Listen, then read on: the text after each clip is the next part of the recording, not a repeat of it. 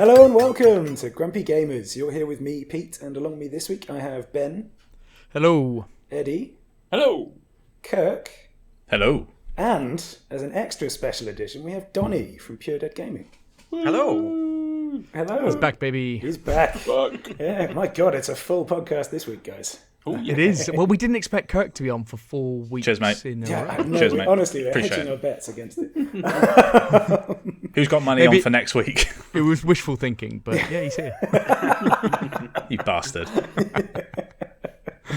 It's great to have you all, honestly. Especially Ben too, as he is now known, because he can't Oh, we've even had control technical. his own Zencaster. We're half an hour late in recording. Technical issues are plenty, so let's hope this is seamless. Are you Yes, working your way indeed. up to Ben 10, Ben? One Very more. good, Although, very good, sir. good. Right. would that mean we then But have the listeners 11 don't really know what we're talking about, so No, we've probably gone too far into the meta here. Anyway, yeah, moving on. We will, of course, be talking about the news and the new releases, what few there are. But after that, we have a pretty packed what we've been playing, which features Forspoken and Hi-Fi Rush. And our feature this week is on the Xbox Showcase, which yep. should be good as well. Ben, I hope Yes. you've taken loads of notes for us. Oh, loads of notes. Well, you can see the populated feature section, which I'm relying on everyone's memory. I've never scrolled down that far. Oh my God. Okay, right, yeah, let's do this. Right, let's buy some time by getting Ben to do the quick news while we look it up in the background. Yeah, sure. Right. Quick news. This week, Horizon Forbidden West multiplayer alpha footage got leaked from footage from a couple of years ago. So not too much to say if you've seen it. If you haven't, again, there's not too much to it other than pretty cool addition, I think, to a game that has been moved on from, I think, by a lot of people. So it'd be good to kind of bring that back if that does come out, that multiplayer. Anybody see the footage of this stuff? Yeah, it's you can tell it's a few years old. Yeah, it looked like Fortnite. It looked like Fortnite, didn't it? That's impressive. Yeah. Oh, dear. 100% did. It didn't even look. I would never have known it was Horizon. Yeah, same. Yeah, Like same. never. But it's cool that that's being thought of and Yeah. maybe done and will come out. So, yep. Dead Space Remake came out last week, which we talked about in the new releases, and it got glowing reviews for a remake done right. You don't see this very often, but yeah, absolutely brilliant. I think it was 90 on Metacritic, really. Even Worth a Buy gave it a thumbs up. Can you believe it? I saw that, Eddie. I Oof. saw that. Even Worth a Buy. Even Worth a Buy. Yeah, but I'm very, very jealous of the people playing that game. I found it hard to justify. No, I found it hard to justify for the price. We talked about it last week on the show, didn't we? And It's a lot of money. yeah, I couldn't do it this week. It doesn't mean I won't do it next week. But Pick it up for 50 There's quid, a you'll be fresh alright. budget soon. exactly, new month, new budget. so maybe. Last of Us TV show has been renewed for a second season already on HBO, and it should cover the second game. So they're going to moving straight onto that second game. So I didn't mention it last week, but I think they've already. There's rumours that they've already cast Abby as well, haven't they? oh yeah, I have been seeing a seen lot of that. fan kind of predictions. Well, yeah. I think the director is friends with this woman actress who he's never worked with, and she looks a lot like Abby. So I think everyone's putting one on one together there, and Okay. yeah. Yeah. But, Okay. Well, let's see what happens there. The first episode is actually free on YouTube to watch at Yeah, the moment. seen that. Nice. So, have you seen the episode, Kirk, or you just seen that it's free? So I've seen the news on it. That's all. Yeah, I think it's free on YouTube. So, but you don't really want to watch it unless you know you can watch the rest of the Oh, series. Yeah. Ben, let me tell you different then, sir. My tactic is to watch it with my partner on YouTube so that she goes, "Oh, that is great. Oh, we have to get Now TV. Brilliant. Why don't you sign us up and then we can watch it all?"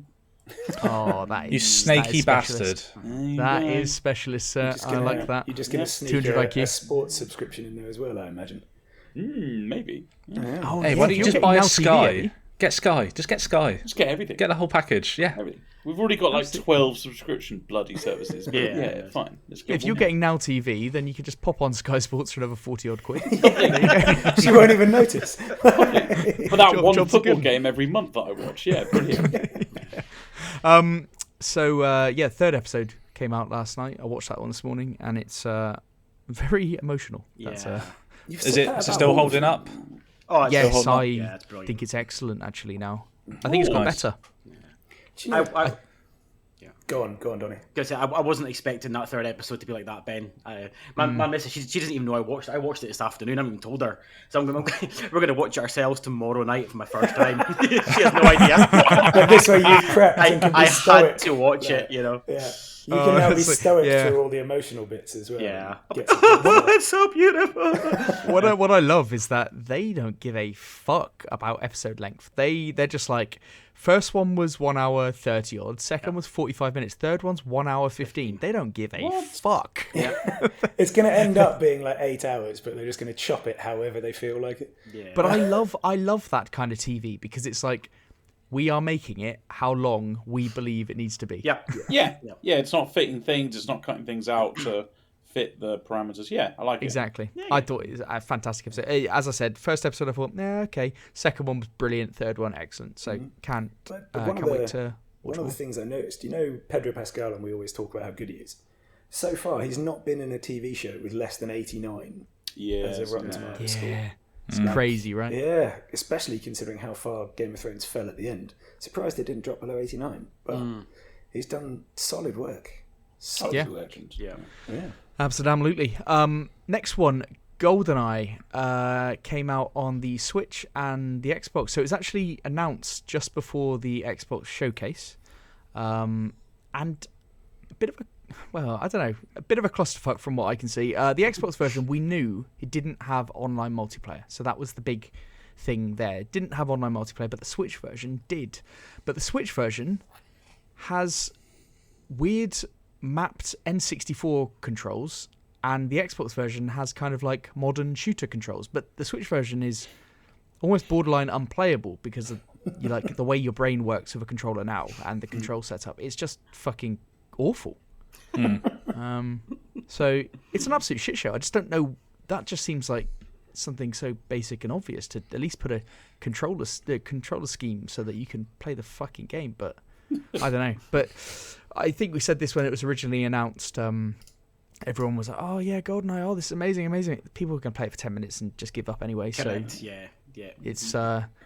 it's at that point you realised that it's tragic now.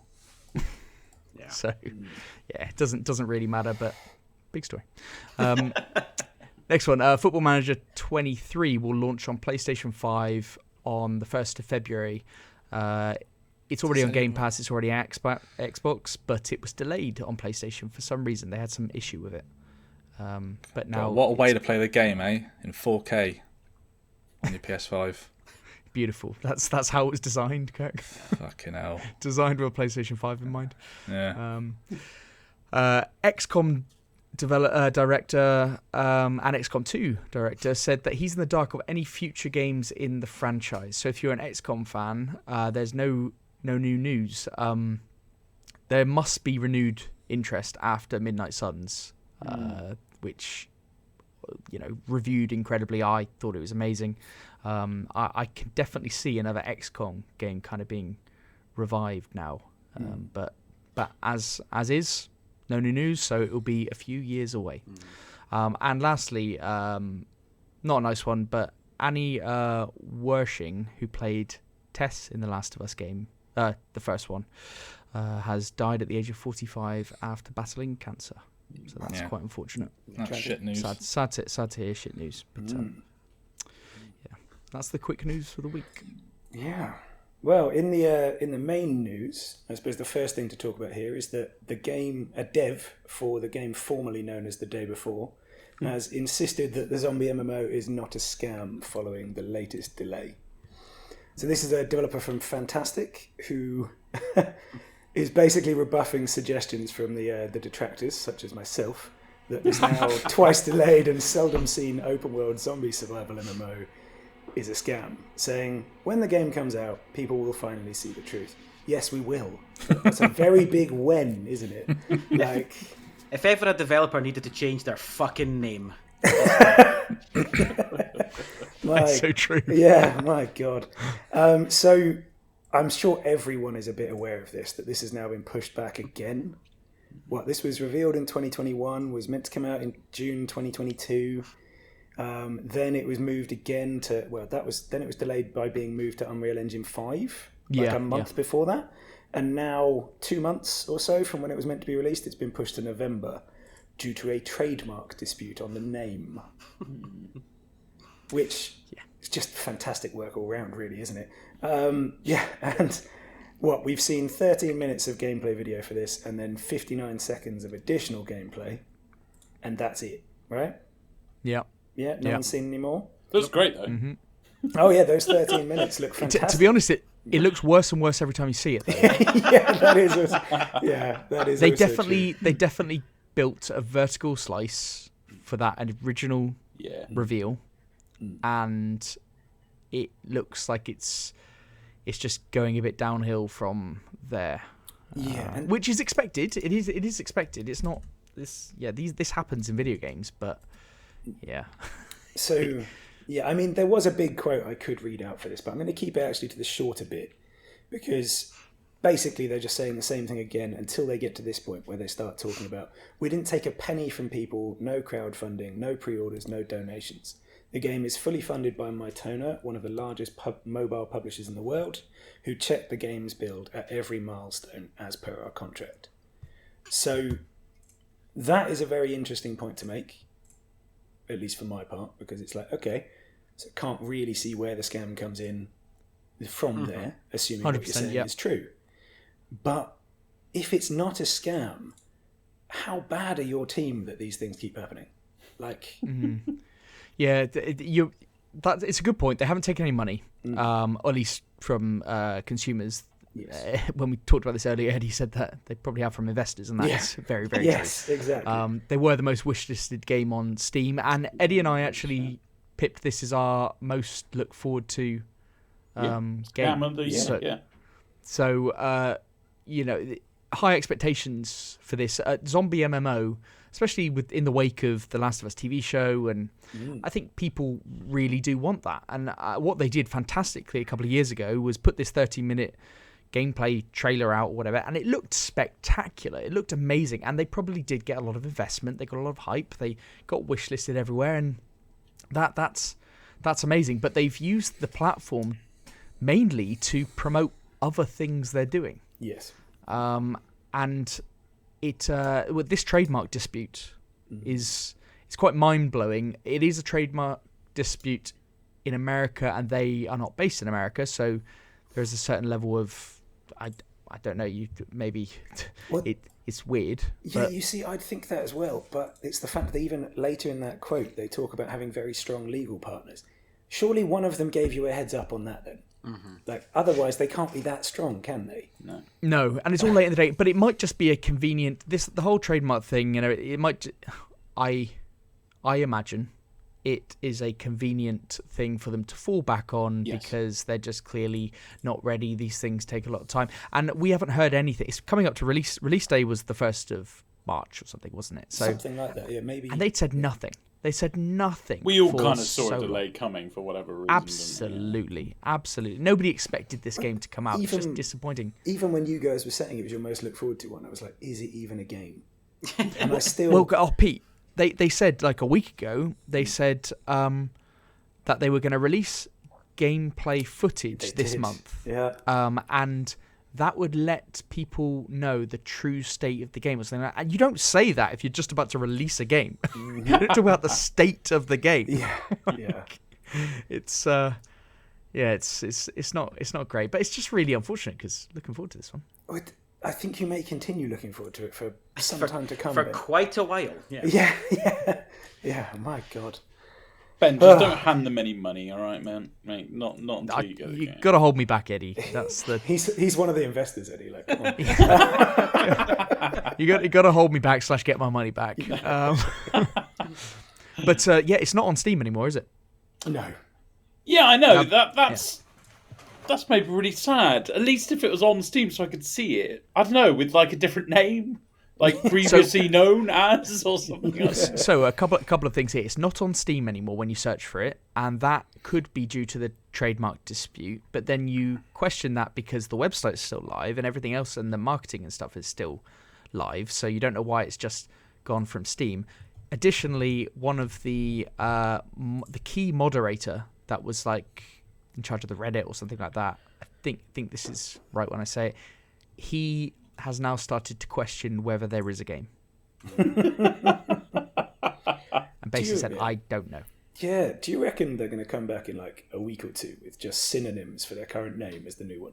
Like the previous Sojourn or something like that. I was just thinking, like, just call it like the night before or something. Just yeah. I like that. Yeah. Just do That's that. really good. Just get it done, get it changed, get it moved, done. The week before, I don't know. Yeah, just do a big thing about it. There's lots of things you could change. 28 days later, I don't know. Surely it's not hard to right. change date. Anyway. Change date tonight, it'll be fine. Sort it out. Donnie, move us on because I'm done talking about this one. Come on. Yes, I'm up next. So the next story is basically not been a great month or PR month for Microsoft and Xbox, and this week their figures, their revenue for quarter 4 was announced, and there's numerous ways you can take these figures. You can take them at face value, or you can delve into them a little bit more, but they're a little bit hard to interpret. But essentially, Microsoft came out and Xbox's figures all dropped quite a lot. Gaming revenue was down 13%, Xbox content and services down 12%, and hardware revenue down 13% as well. Microsoft said content and services revenue was down on a strong prior year comparable, with decline in first-party content and lower monetization in third-party content, partially offset by growth in Xbox Game Pass subscriptions. Subscriptions that Phil Spencer a few months ago said had saturated, so that's interesting.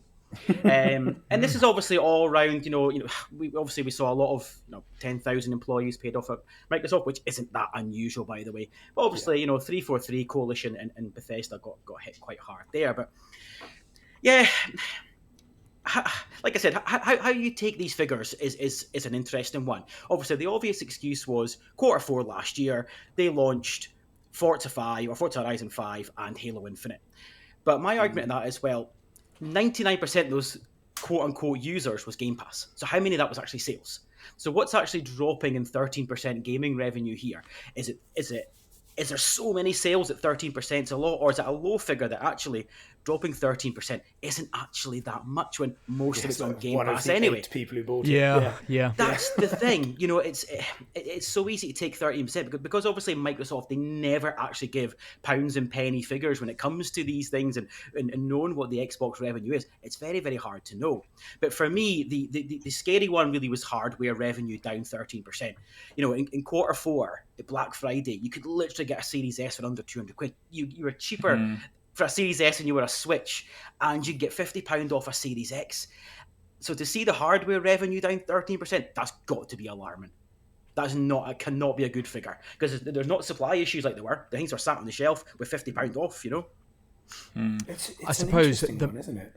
The message at that point, though, was probably Xbox have no games for 2022. Like, you can understand that message then permeating through to hardware sales at the end of the year. Maybe they're hoping that this year just massively compensates. Or I wonder what their expectation was, because I think you make an excellent point. Like, Microsoft aren't like these percentages and stuff. They don't tell a story. Like, you're hardly gonna.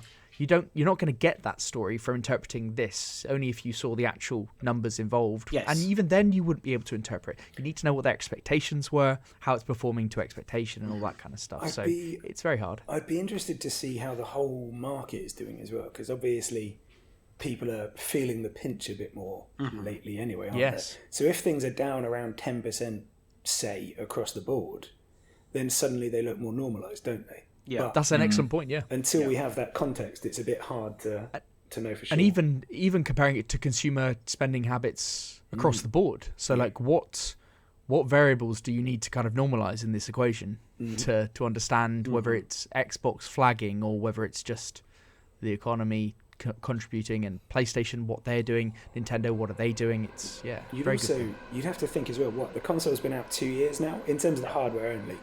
You'd think, much like the Game Pass subscriptions, that we're reaching a saturation point. Yeah, Phil Spencer said that in October. Yeah, given the price of the console, you'd think most people who want one have got one. Yeah. Yes. Because it's not high enough for the price to put you off that badly, is it? No. Compared to, say, VR or a PS5. Yeah. It's another excellent point. What's the normalized distribution of console sales over a lifetime? Yeah. Like, These are all questions that just 13% doesn't answer. And we definitely cannot answer either. No, absolutely. But either way, not very healthy for them. So like I said, it's just adding into what's not been a great PR month, is it? Yeah. You know, and obviously they timed that obviously a few days after the layoffs. It painted a little story of behind the scenes, I guess. But yeah, not great. Yeah, that is true. Actually, like that is probably good PR timing given the layoffs. This is why. Yeah. And the thing they can remember in PR terms is they still have a massive lead on Sony in terms of people thinking they're dickheads. So. It's a fair point. Yeah. Right. I think that's enough on that as well, don't we? Indeed. I'll go next. So a bit of happy news. This is quite nice. There's a new Far Cry game is in development. Is this happy news? I like Far Cry. I like Far Cry. I loved Far Cry 3 and I really liked Far Cry 4 as well.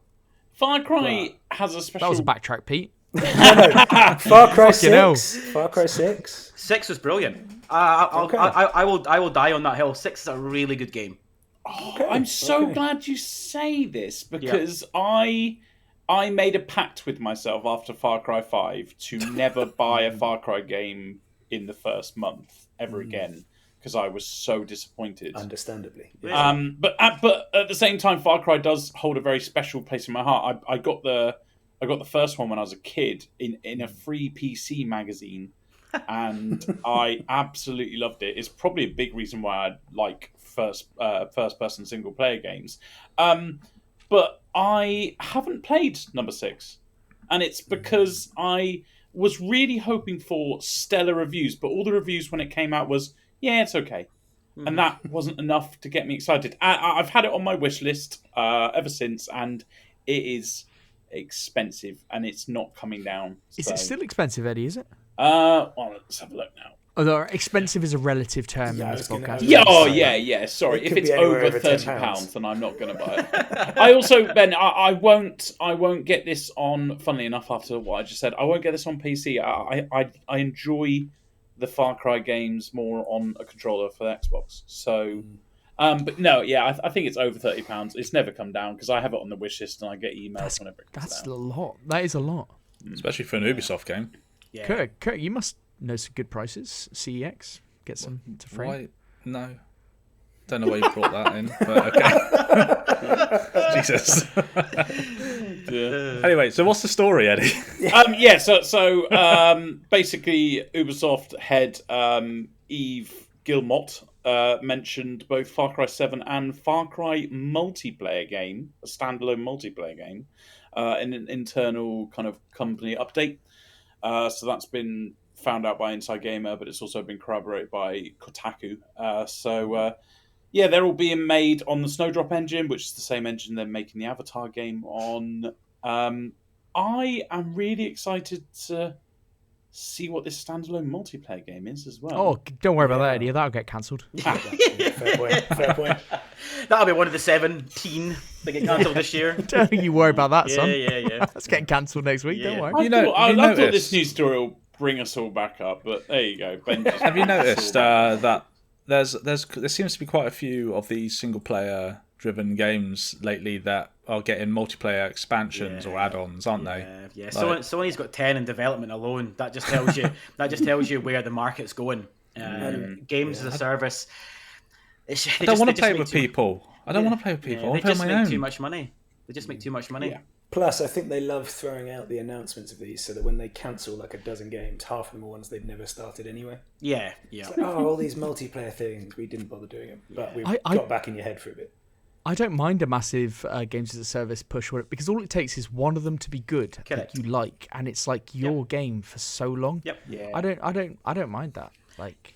Yeah. I mean, out of those 10 that Sony are making, probably 8 will see the light of day. 1 will be a big hit. 2 will be good, and the other 5 or 6 will just be utter shit. You can, and it's just because there are going to be far too many as it is, and it's getting people away from Fortnite, getting people away from Modern Warfare. That's or Warzone. That's the key, isn't it? Never. Never. Yeah, there you go. Never get me away from that. More power to it. As long as they don't as long as they obviously keep to their roots and still bring out. If anything, you know what? I'm quite happy that they've announced that it's a standalone, because then, at least with the Far Cry games like Far Cry 7, they won't stray away like fucking Fallout 76. I mean, that yeah, no, that's true. But they need to do something, Ubisoft. They need to start getting creative, getting innovative, get that reputation back. They need to start doing something good. And if they announced the Far Cry and actually went back to like Far Cry roots and all that kind of stuff, could be great. But they need to get creative, don't they? Yeah, they're losing it a bit. So anyway, right, my one. Naughty Dog are supposedly moving on from the Uncharted series. So Neil Druckmann said that my mate, the studio, your mate, my God, don't know why you brought that up. you know why? your mate said that the studio is moving on from Uncharted, and it might do the same from The Last of Us if it doesn't have a compelling enough story to tell for Part 3. So Neil Druckmann reiterated that the studio is open to developing Part 3 of The Last of Us, but only if the team can come up with a compelling story that has this universal message and statement about love. Ooh. I wouldn't have associated that with The Last of Us, but there we go. Something it did with Parts 1 and 2. Really? Very lovely. No, that's what it says in this article. So that is the message. Come on, Ben, have a heart. Okay, right. Okay. Speaking about Sony as a publisher and how good it was to have them back in their decisions, he said that with The Last of Us, it's up to us whether we continue or not. If we come up with something, if we don't come up with something, we've got a very strong ending to Part 2, and that will be the end. I don't like. It's cool that he's saying that about Sony. I do think that they will be almost compelled to seriously think about a third game if the HBO series absolutely smashes it. Oh yeah. Well, it's already smashing it, isn't it? Yeah, but it doesn't mean that it will continue. But hopefully it does. They must be compelled. The Uncharted games, moving away from that, I was never really that much of a fan. I played 4, talked about it on the pod here. We're aware of your feelings on it, Ben. Yeah. It's very samey. It's every time I hear it, it hurts even more. It never gets any easier. It's about an unwarranted serial killer. I can't get behind it. Funneled enemies, rinse, repeat, annoying puzzles, climbing. Yeah, you get it. Wow. Ben, your love of climbing is something we should explore in depth. Love of talking about bad climbing. There should be a feature. Climbing, there should be a feature on it purely. He's never mentioned good climbing once. No, well, it's not the climbing that's bad. It's just nonsense. It's just right. Okay, just nonsense. Ben likes a flat plane of existence. He doesn't want any kind of vertical. That's why he loves his Pokemon games. Yeah, even the shit ones. Uncharted, I don't know. Uncharted is just. It's just. Yeah, I know what it's trying to do. Sony are all about these big budget games, and some of them really hit. Like I love The Last of Us, but the more they go on, the less I really get sold in on them. Like as a game, I think they're quite basic. So I don't know, not for me. But anyway, they're moving on from that, and hopefully they continue with The Last of Us. We've got The Last of Us multiplayer. More about that hopefully this year. I thought it was going to be releasing this year, but it seems very unlikely now, doesn't it? Yeah, it's looking unlikely with his words, but I thought it'd be this year as well. Yeah. Because I think that could be very, very cool. I think it will be, yeah. Especially if they utilize, because obviously it's, we'll call it post-apocalyptic. If they utilize like base building and like you having like little groups of people, or anybody buying a PS5, then don't you? Can you imagine? Yeah, can you imagine you and 5 people in the Last of Us world creating your own little hub, your own little community, and going out and doing exploration? Brilliant. That for me could be massive. Well, with them doing this, it sounds like the day before, but fine. You mean the weekend before? Sorry, the weekend before. Yes. Naughty Dog, Naughty Dog are like one of the best studios out there. Yeah. Like I don't know a better studio, so them maybe they've got a chance at making something really good. That's I'd love to get more. And if I assume it's going to be a standalone game, that gives me even more confidence in it. Yeah. got to do something good. So Yeah, I thought, Anyway. like Druckmann, he used his words carefully there. He said the studio is moving on from Uncharted. He didn't say Sony were. I think we'll see further Uncharted, which I don't want. As much as I love the games, we don't need anymore. But I think he chose his words carefully there to say, he didn't say Uncharted's finished. He said, we're moving on from it. Yeah. yes, Could be that's some very true. could be some remakes in the works. Get Oh, Blue Point or Standalone something onto multiplayer. it. Yeah. Standalone multiplayer coming to you. Fantastic. Yeah. Okay. Maybe Kirk, you could ask your good friend. Mate. Yeah. Just send him a little text right now. You Just could, ask yeah, him you could text him now. We'd have an answer in 10 live minutes, on sure. air. Yeah. Yeah. You know, funny enough, on Instagram, someone DM'd me asking if I could ask Neil if when Part 3 is coming out, because he follows me on Instagram. And I was like, no, I can't ask him that. He said, why? You're friends? And it's like, no, I'm not doing it. He went, all right, you suck. And I was like, cheers then. what a great interaction. I know, right? Sorry, mate. Great interaction. Kirk, I was having a bad day, mate. I apologise. Oh, right, was it? You bastards. Yeah, I had a really bad day, and you didn't get me. You didn't get me a signed copy because you're selfish. You know. Yeah. And all he yeah. wanted to know. Yeah. I got Ben a signed copy, though. Yeah, I know. Did get me a signed copy. Johnny, how do you feel about Yeah. that? Well, I mean, like I said before, I paid for this PS5. And that's the thanks I get. You know. Yeah. Unbelievable. Donny, I got my frames at cost. Wow. Wow. I'll stop now. Wow. It's good that there's no overlapping audience as well, so that won't have any effect. But That yes, won't have any effect on anything. All right, shall I take us on? you probably Yeah. should. Yeah, you might as well. Alright. You might as well. All right, yeah. So Blizzard is stopping plans to unionize, or more importantly, one of the CEOs of a studio is throwing up roadblocks for this. So the studio, and come on, Pete, help me out with this one. Go on, give it a go and I'll correct you. Proletariat. There you go, you're close Oh, enough. Is that right? Proletariat? Yeah. Okay, Yeah. right. I might just call it Pro just to make it easier for myself, as I'll fuck it up. So the studio Proletariat at Activision Blizzard have dropped plans to form a union due to alleged confrontational tactics by its CEO. So the studio, based in Boston, joined Activision Blizzard in July 2022 and were put to work on World of Warcraft. Last month, 57 of the staff members announced that their plan to create a union that seeked flexible time off, remote work as a permanent option, alongside better communication over pay and assurance that overtime would never be mandatory. This follows from QA staff from Raven Software and Blizzard Albany, formerly Vicarious Visions, who were planning to unionize.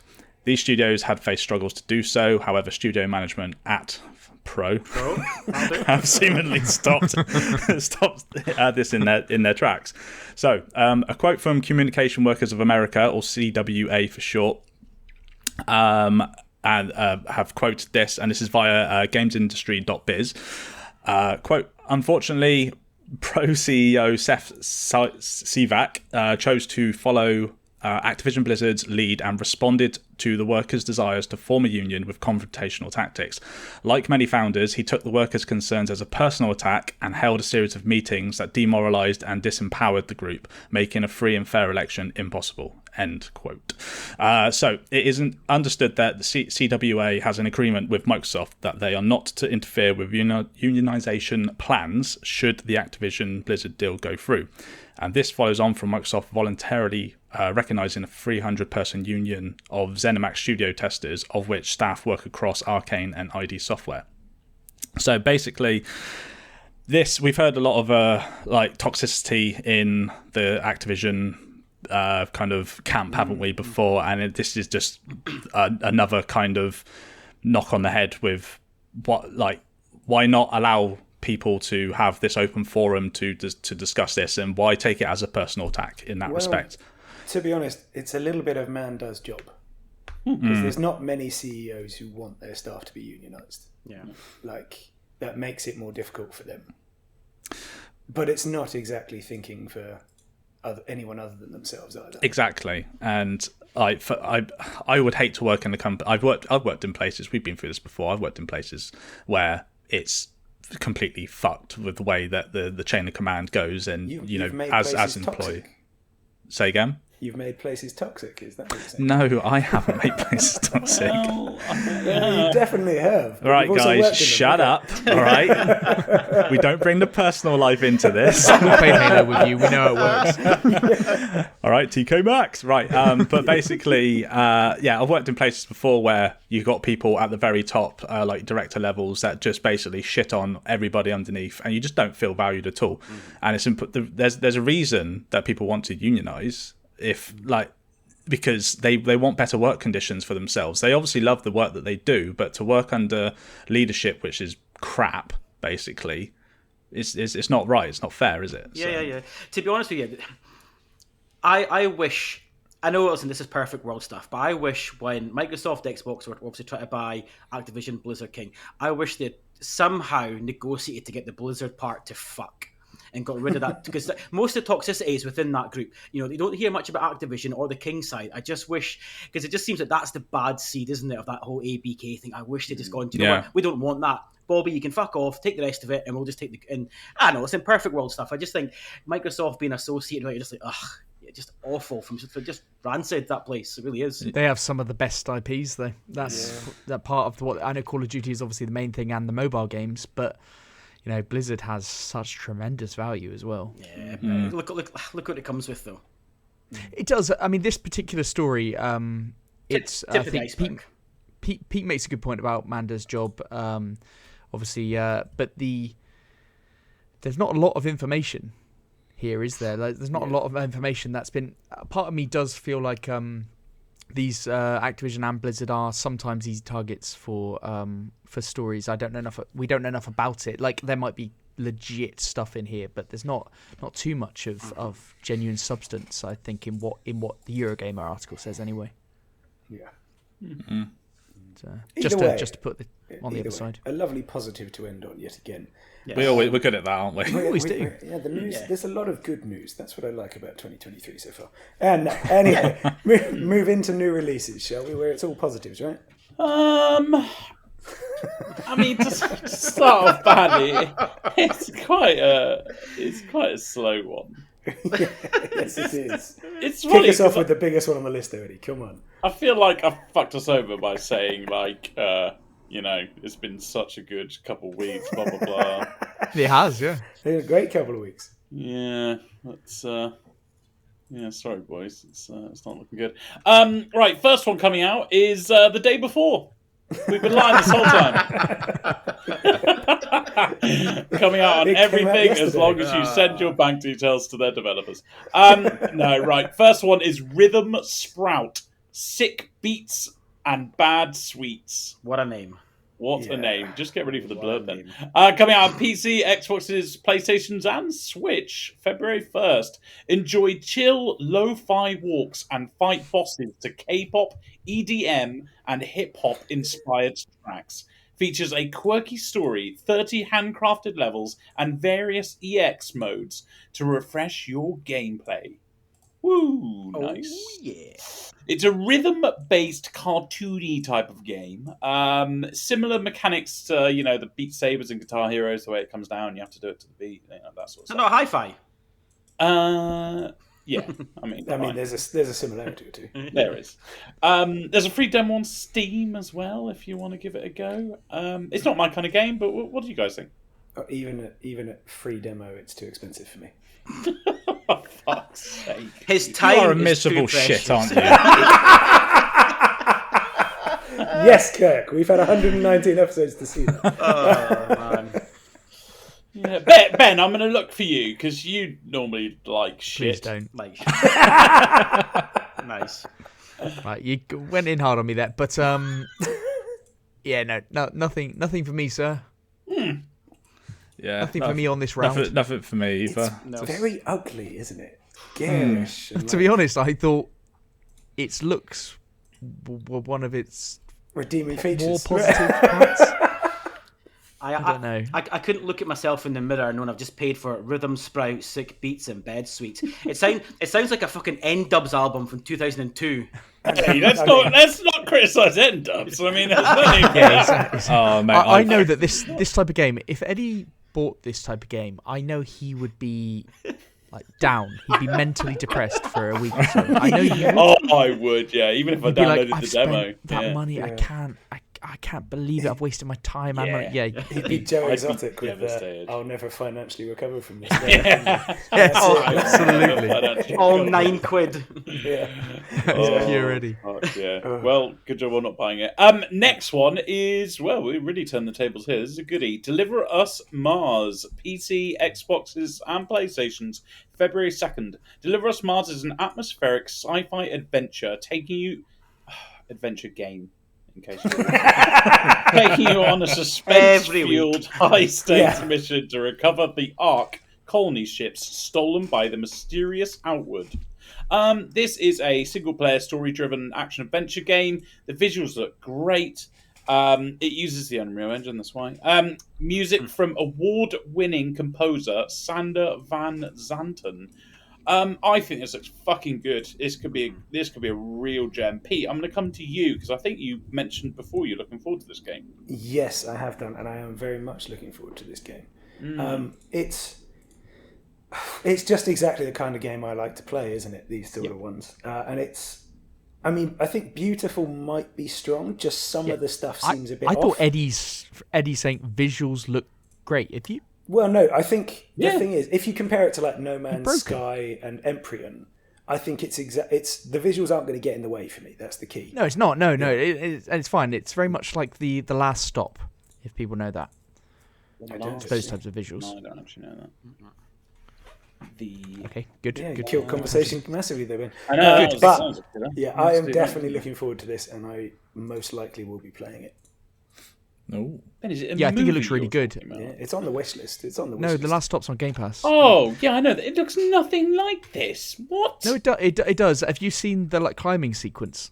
Not. Oh, you love a climb, don't you? Fucking climb. We're back on the climb. Of course, that's the first thing anyway, you bring up. This is the sequel to Deliver Us the Moon, which I think got a bit of a cult following. I think it was like middling, but actually had some really good reviews out there for people that are interested in the sci-fi stuff. Very positive on Steam. Also, I'm definitely with Eddie that this doesn't remind me of The Last Stop at all. But yeah, carry on. Yeah, it's always I mean, I don't know what to tell you. They Same don't. visual style. Maybe get an eye test. No,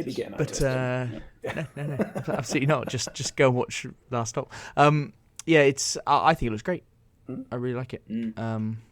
I would quite like to play it, and I think it's quite cheap as well. Release. It's £25 is the starting point. That's a nice price. Yeah, with 10% off if you buy it pretty soon. Indeed. Yeah. On Steam, it's £20. It says. Yeah, that's lovely. it. It's that's a bit more off, I think. But yeah, Lovely job. Cool. We're actually happy. There you go. Yeah. Who'd have thought? Next one, Fashion Police Squad. Fuck me, we fell off the cliff again. Coming out and play. This is it's a console release. It's coming out on Xboxes, PlayStation, and Switch on February 2nd. It came out on PC in August. To be fair, it's very positive on Steam as well. It's a retro first-person shooter. It's got Doom-esque style. Doom-esque, yeah. That's what I thought. Yeah. Yeah, it's kind of. You'd never thought it from the net. I didn't Fashion expect this from the Police name. for a follow-up on Doom. Right. No, never expected it's the kind of like layout, like it's like flat, kind of pixelated characters, and I can kind of see what I'm saying. Oh, so it's like old school. I can see what I'm saying. I'm glad you guys can. No, Kirk, I totally get it. I get what you're saying, Kirk. Don't worry. Okay, cheers, darling. I also understand what you're Right, saying. thank you. I see That's what you're half saying. of us. That's half of us. It's a shit analogy, and I'm more worried that we got it, but I got it. Oh dear, right. You know the most worrying thing about it doesn't look. If you like Doom-esque retro first-person shooters, That's a niche. it's all right. Wow, so if you like all those things, then If you're in all right. this tiny niche, it's bearable. then it's okay. It's acceptable. Absolutely. Oh my Right. god. Money well spent then. Right, next one, Melvor Idol. The expanded edition is coming out on PC, February 2nd. Melvor Idol is an idle incremental game. What is that? It's a game where basically just like kind of mash the thing to do over and over again. Like if it's chopped, you just keep on clicking it, and then you gain experience. It's inspired by RuneScape, Kirk. If that gives you an idea. Yeah. Okay. This includes original Melva Idol, so it includes the game as well as the first expansion, Throne of the Herald. It's very positive on Steam, but it took me a while to kind of rack my head around it. I guess if you like these type of games, then this does look quite nice. Like the UI is actually quite nice, and it's beautiful. It looks quite deep. But fuck me, I don't know how someone plays something like this. It's £8.50. That's pretty cool. Came out in November. That's an Eddie price. That's an Eddie price. I think this is. I might buy this and put it as my game of the year. Oh, for goodness sake. Well, that escalated fucking quickly. I saw the price tag and thought. Honestly, man. Dear. Right, let's move on. Volcano Princess coming out on PC. This is the one. I mean, I can't wait to talk about this in April because this looks absolutely tragic. But as of literally today, so if you're listening to it on the podcast in 4 days' time, it's postponed until April. So you will have to look forward to that in April. Please look it up. It took 12 years off my life for how I'm. Oh, I was so surprised. I saw your original notes, Eddie, before it got postponed. Yeah. And I didn't think they were as... I couldn't believe that what you'd written wasn't as scathing. Do you know I why, thought Ben? it looked awful. Do you know? I thought Ben would like this. Okay. Yeah, this is a Ben game. It's a parenting sim. It looks like it could be on Switch, and you'd have a great time with it. I mean, Do you know why I went mental? Right, so Ben, I loaded up the Volcano Princess, typed it in, looked. I thought, holy shit, this looks absolutely terrible. And then I had a little word with myself, and I went, this game clearly is not made for you. You know? So stop looking at it as in this is... And I did, and I thought, okay, this could be quite fun. your notes were quite positive, I'm not going to lie. Yes. And you ended it with, it's not for me. There you go. I want to know what these notes were now. It's not for me. I think Pete's deleted them. He couldn't stand me speaking positive about a game like this. Anything that's been blurred out on here is if it I'm probably not going to say this, so I just immediately cull. These documents are stupidly long as it is, guys. Yeah, fair enough. They're longer than half the chapters I've written in my fake novel. Come on. Fucking hell. The devs just said, according to the developers, that they need to spend more time polishing the game, and 2 members got COVID-19. Nice. Oh, good. Nice. Yeah. There you go. Okay. I didn't know that was... I think Oh. I got COVID last year, and I just had the sniffles, but it's fine. Maybe You didn't. No, Eddie, you didn't have the sniffles. You got knocked on your ass. You know you did. I didn't. I got knocked on was the arse absolutely by fine. COVID-19. Jesus. Yeah, but Ben, you take several When days am off. I You ill? have a sniffle. You're always sick. Eddie, No, you're not peak level, but I you're haven't had always sick. I haven't had a I day know, off work in 10 years. Yeah, I know, but you're a sickly boy. Setting poor boundaries. You're always a Sickly little boy. snivelling sickly boy. I haven't had a day off work in 10 years. I think it's the only reason why you're friends Good with Pete, boundaries. because standing next to Pete, you're actually a fucking picture of him. Yeah. Like, yeah, it does. That reflection is a good one. Ben, your 10-year service will be framed and sent out to you in due course. All right. Thank you. Those employers are very pleased with you, I'm sure. 119 episodes in a row. Just saying that. Stop waving your dick around. Again, no matter what the upper level number is, you'll always be on every one, Ben, because no one else is going to edit it. Yeah. So by default, Donnie, do you know I how have to be edit? Yeah. There you go. Let's not get started on that. Let's not forget what happened last time Donnie was on. But no. Yeah, right, moving on to the last one. Tales, the Backbone Preludes, coming out on PC February 2nd. This is a post-noir narrative adventure with branching choices.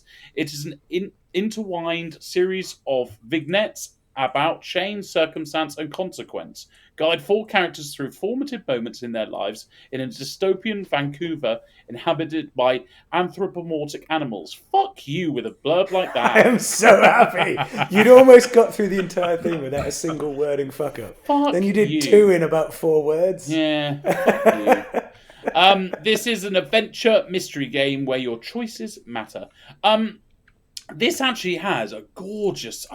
I've called it a gorgeous, small, pixelated art style because I don't really know what to call this kind of art style, but it really looks gorgeous to me. What do you guys think? Yeah, I'd agree, and I think how clean the UI is that pops up over it. Yes. So like it really works well together. Yes, because it's for our listeners, it's like very small pixelated kind of art style, and then the UI is like clean and crisp. So it just works really, really well. I mean, I'm never going to get. There's a free demo, by the way, on Steam.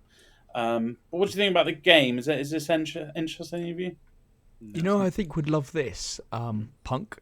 I think this would be right up his street. Massively so. Like it looks really good. I think, it is very stylized, and you know, narrative adventure games are for, you know, you have to be a fan of them. But if you are, it might have quite an intriguing story to tell. Yeah, Punk. So if you're listening, download it, play it, and come and tell us about it. Yeah. Yes. Free And demo. this year, tell us early if it's going in Game of the Year, Punk. You know. To be fair, all it needs to do is go on Game Pass, and Punk will give it Game of the Year anyway. Yeah. Hey, and he'll get a lot more feedback because we'll all play it in that case. Yeah, That is true. just like me in that shit game that you all wanted to do well. Is it fucking Praetorian or something? I don't know. Fucking know. What are you talking about? Pentiment. Pentiment. Praetorian. Oh my god, that's Victorian. fantastic. What a hard shit that was.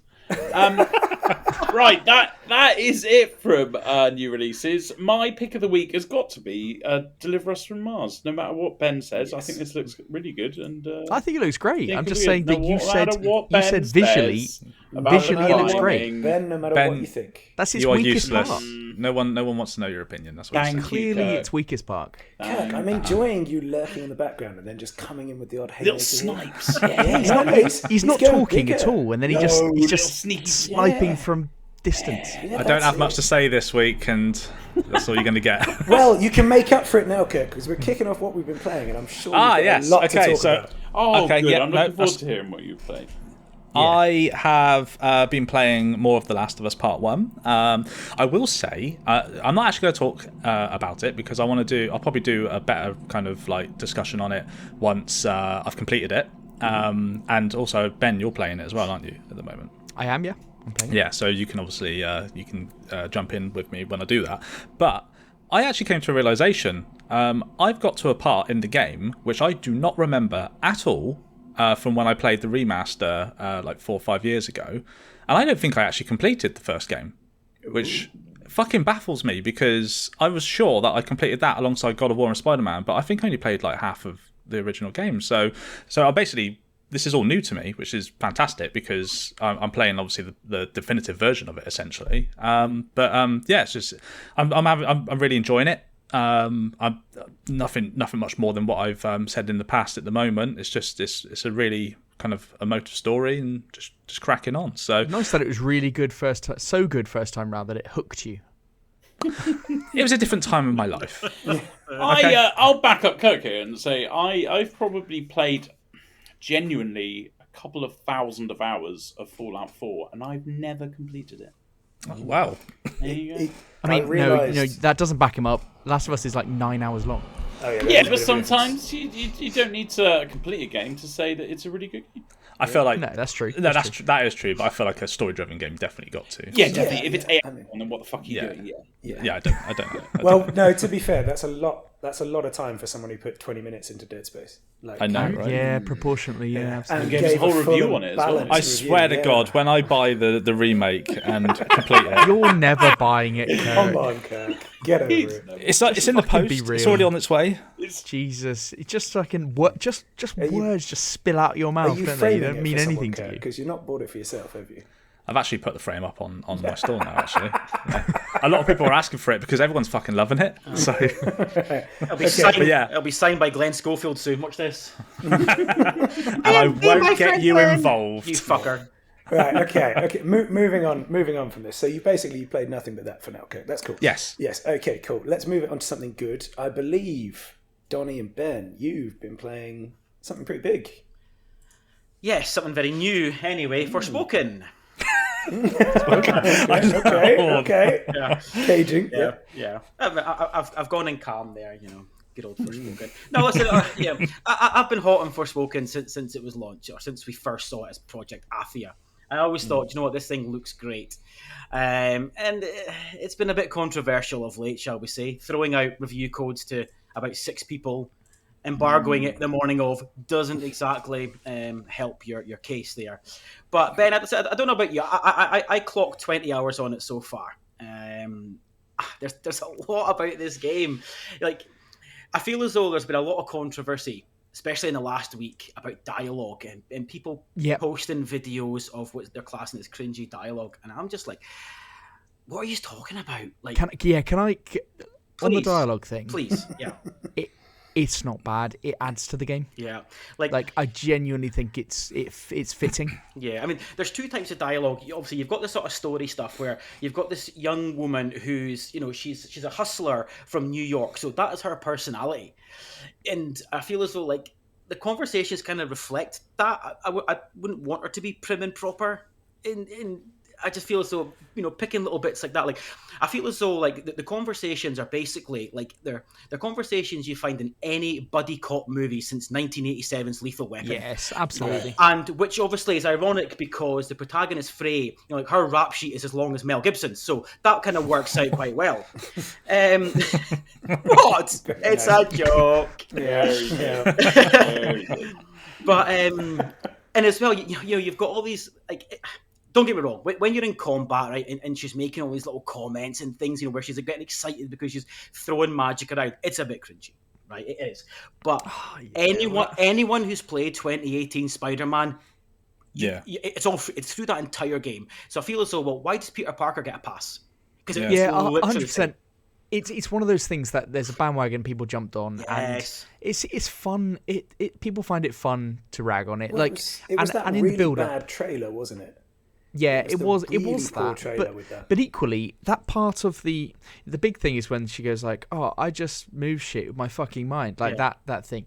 Like, and? it's moments, and it's fine. Like it really isn't what everyone's making out. If there are things, I'm looking at people like complaining about the dialogue, and I think if that's your concern, if that's really what irritates you and you don't want to play this game, you're criticizing the wrong stuff. Yeah. Like, there is stuff to criticize in this. But that isn't it. I was going to say, I saw a clip that it was circulating around on Twitter with where she was kind of talking to the cuff. The cuff. Yeah. And she swears at the end of it or something. And I actually thought the whole exchange was quite amusing. So did I. That's my point. That's the exact point about buddy cop movie. That's shit like that is throughout the game.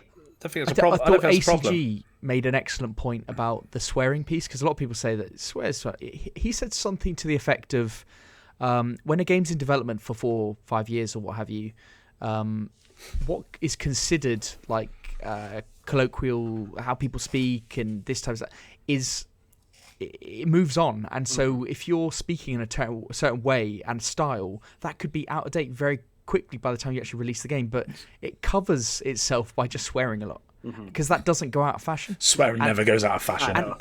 And to a degree, and I don't notice it. I'm a big swearer probably in my normal life, and I don't notice it at all. Like, it fits in perfectly. It fits. This whole modern put into fantasy world thing has been done loads before, and people just have a problem with that, I think. And it is a bit played out. It is played out, but you know that going into the game. Yes, like that isn't something to criticize, because that is the style. Yeah. I mean, obviously, you're right. The story itself is quite tropey. A girl down on her luck. Obviously, she gets thrust in this world, and ultimately will become the hero. You've heard this story 100 times. You'll hear it 100 times more. And it isn't anything new, but like you said, Ben, you kind of know what you're getting when you go into it. It didn't hide. Absolutely. It didn't hide that there's a modern element to this character. Yeah. It's exactly what I thought it was going to be. Yeah. Yeah, exactly. Yeah. I mean, obviously, you mentioned the bad.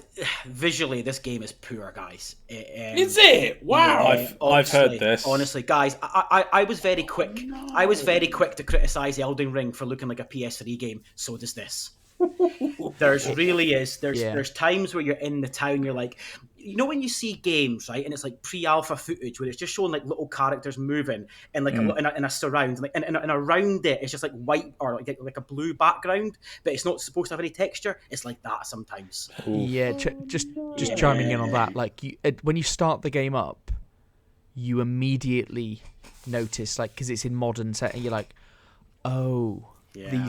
The buildings look awful. Yeah. The setting looks awful. However, what I will say is, once they've really concentrated on the open world. When it's in full flow, it's fine. It looks a lot better. It does, yeah. When you're going around the fields and the scenery and like I'm at about just now, you've got lots of flowers in that, and it does look really nice. So those things are okay, but still texturally, they're not great. On the shadow details as well, they're a bit poor, aren't they? Like anywhere that's in shade, that kind of area, it looks all really flat. Is that right? That I haven't actually noticed that too much. Okay. No, not to say it's not there. I just didn't look for that. Fair enough. Yeah, I haven't noticed that, but I could believe it. Yes. It's definitely in like the town area. I think the comparison that I thought of immediately was like, you know, the first Last of Us game when it was on the original versions. Yeah. I always thought like I was walking down something and it was like cardboard, like at just the front of the houses and stuff. Like that's how it felt like to me, and that's what this kind of, the lack of detail is quite shocking in a way. And when you change between the graphical options, because it's got the standard like performance and then the high kind of resolution, and it's got ray tracing stuff. I changed between them all, and I was like, it was really hard to notice the difference. Like, and I don't know what that says about the visuals, but yeah, I was like, what do I play on? I was like, well, I play on high frame rate, but if I put it on like high resolution, I don't notice anything different. Good job it didn't come out when it was originally intended to then, alongside God of War. Yeah, dread to think. It's supposed to come, it was supposed to come out last April originally, and it obviously got delayed, so dread. Yeah. The start of the game, Donnie, what did you reckon? Because one of my main kind of like gripes, and we'll get onto the good. We're not just going to... No, of course. We're not going to pan this game. But this first couple of hours, it's extremely stop-start, isn't it? Yeah. And what doesn't help is like when you come out of a scene and you as Frey talk to Cuff as it is, the game just stops and you have to stand there and talk. You can't walk and talk. Wait. Yeah. Oh, yeah. And when it finishes talking, it's like 3 seconds before it allows you to move. And I know that doesn't sound... It is jarring. Yeah. It's not nice. Yeah, that and of course it then annoys me because we're in you know, like this is a PS5 only game. There's no last gen, and NPCs just stand around. Like there's no life to them, so they're just you'll see some of them walk from A to B, but there's no like playing. Like if any of you have played Horizon Forbidden West, where the towns feel literally alive, like that's PS5. That's what you should get in Series X and PS5. That's modern gaming. This is like literally just NPCs just standing there, like, all right, what are you up to? What are you walking to? Where are you walking from? Yeah. No work today, pal. No, nothing. No. Yeah. But that's it. There are many positives to this game. Yes.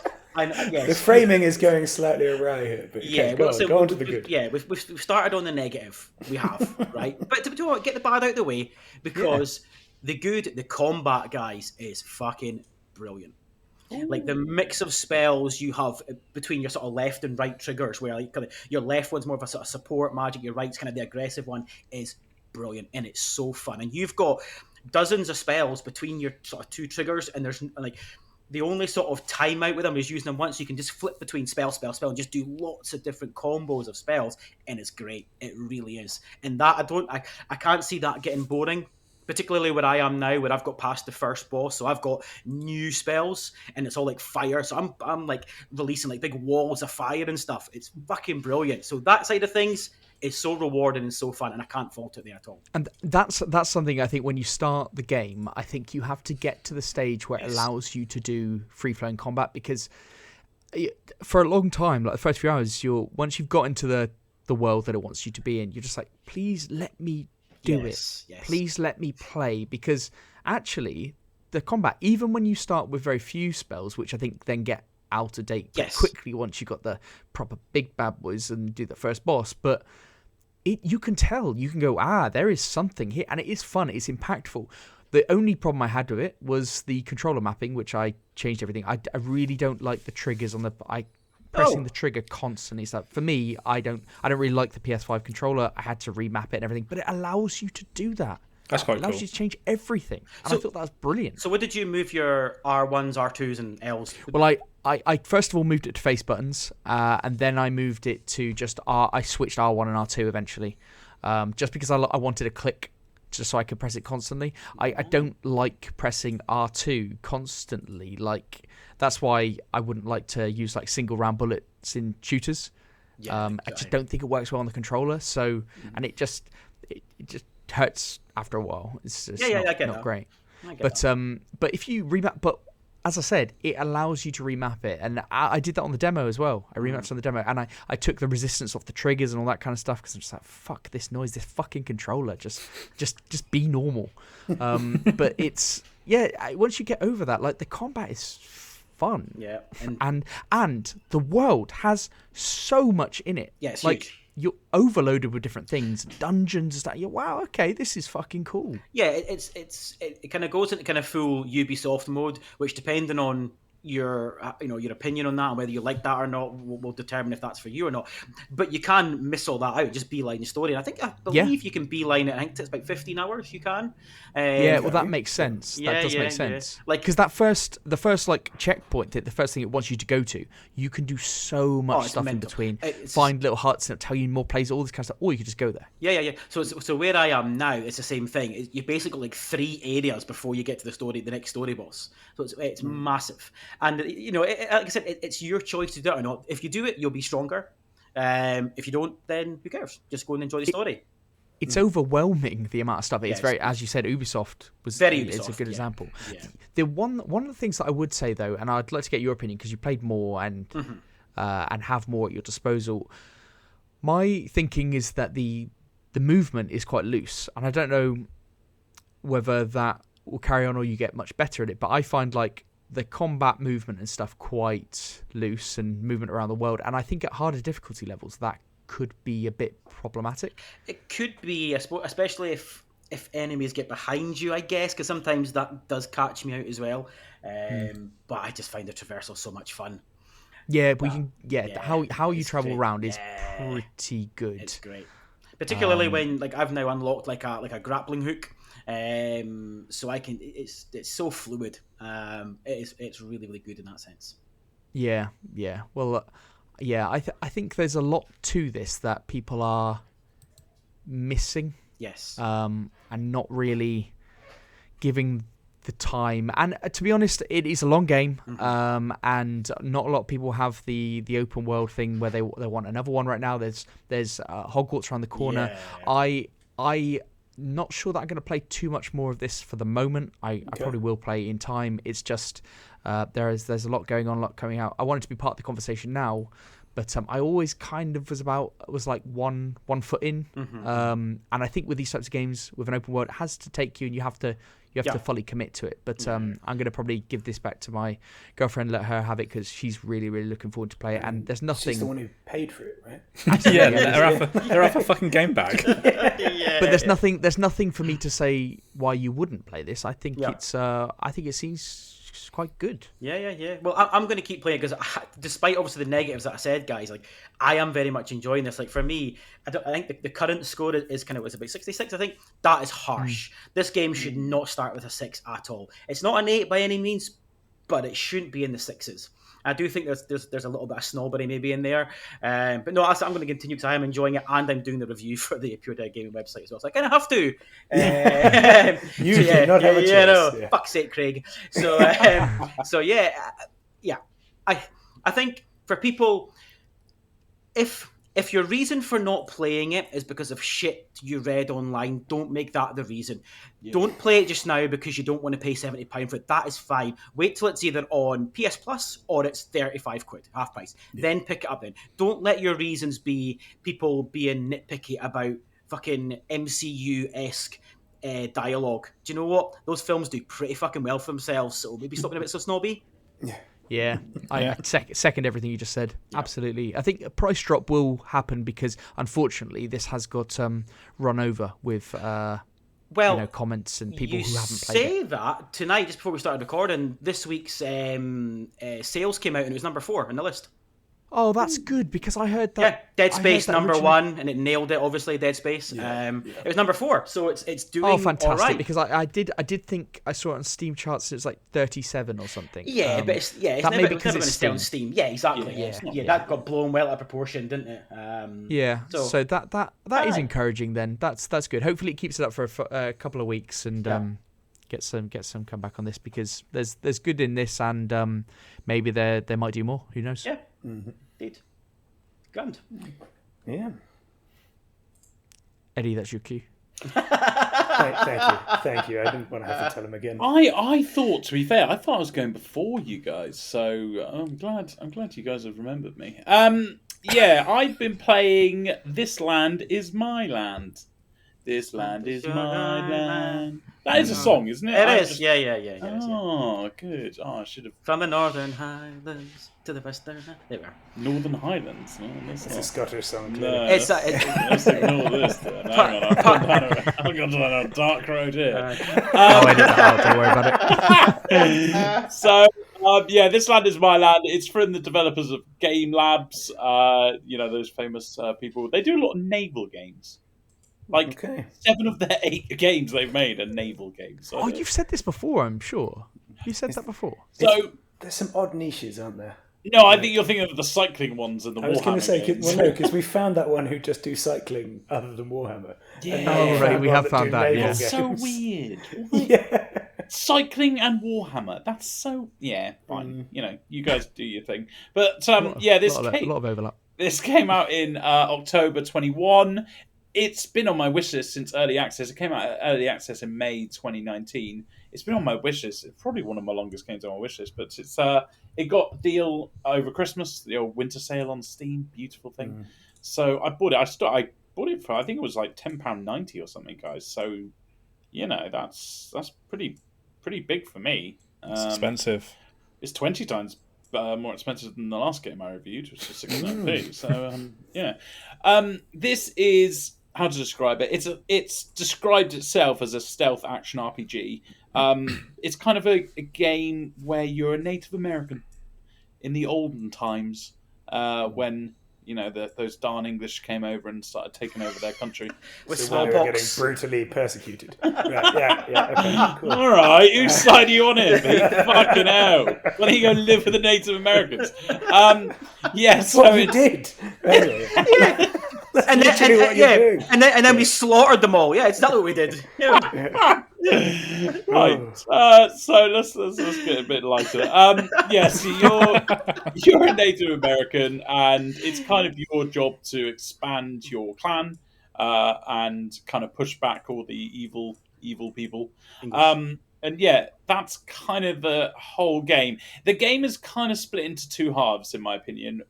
Half of it is first or third person kind of exploring and combat and killing people and stuff.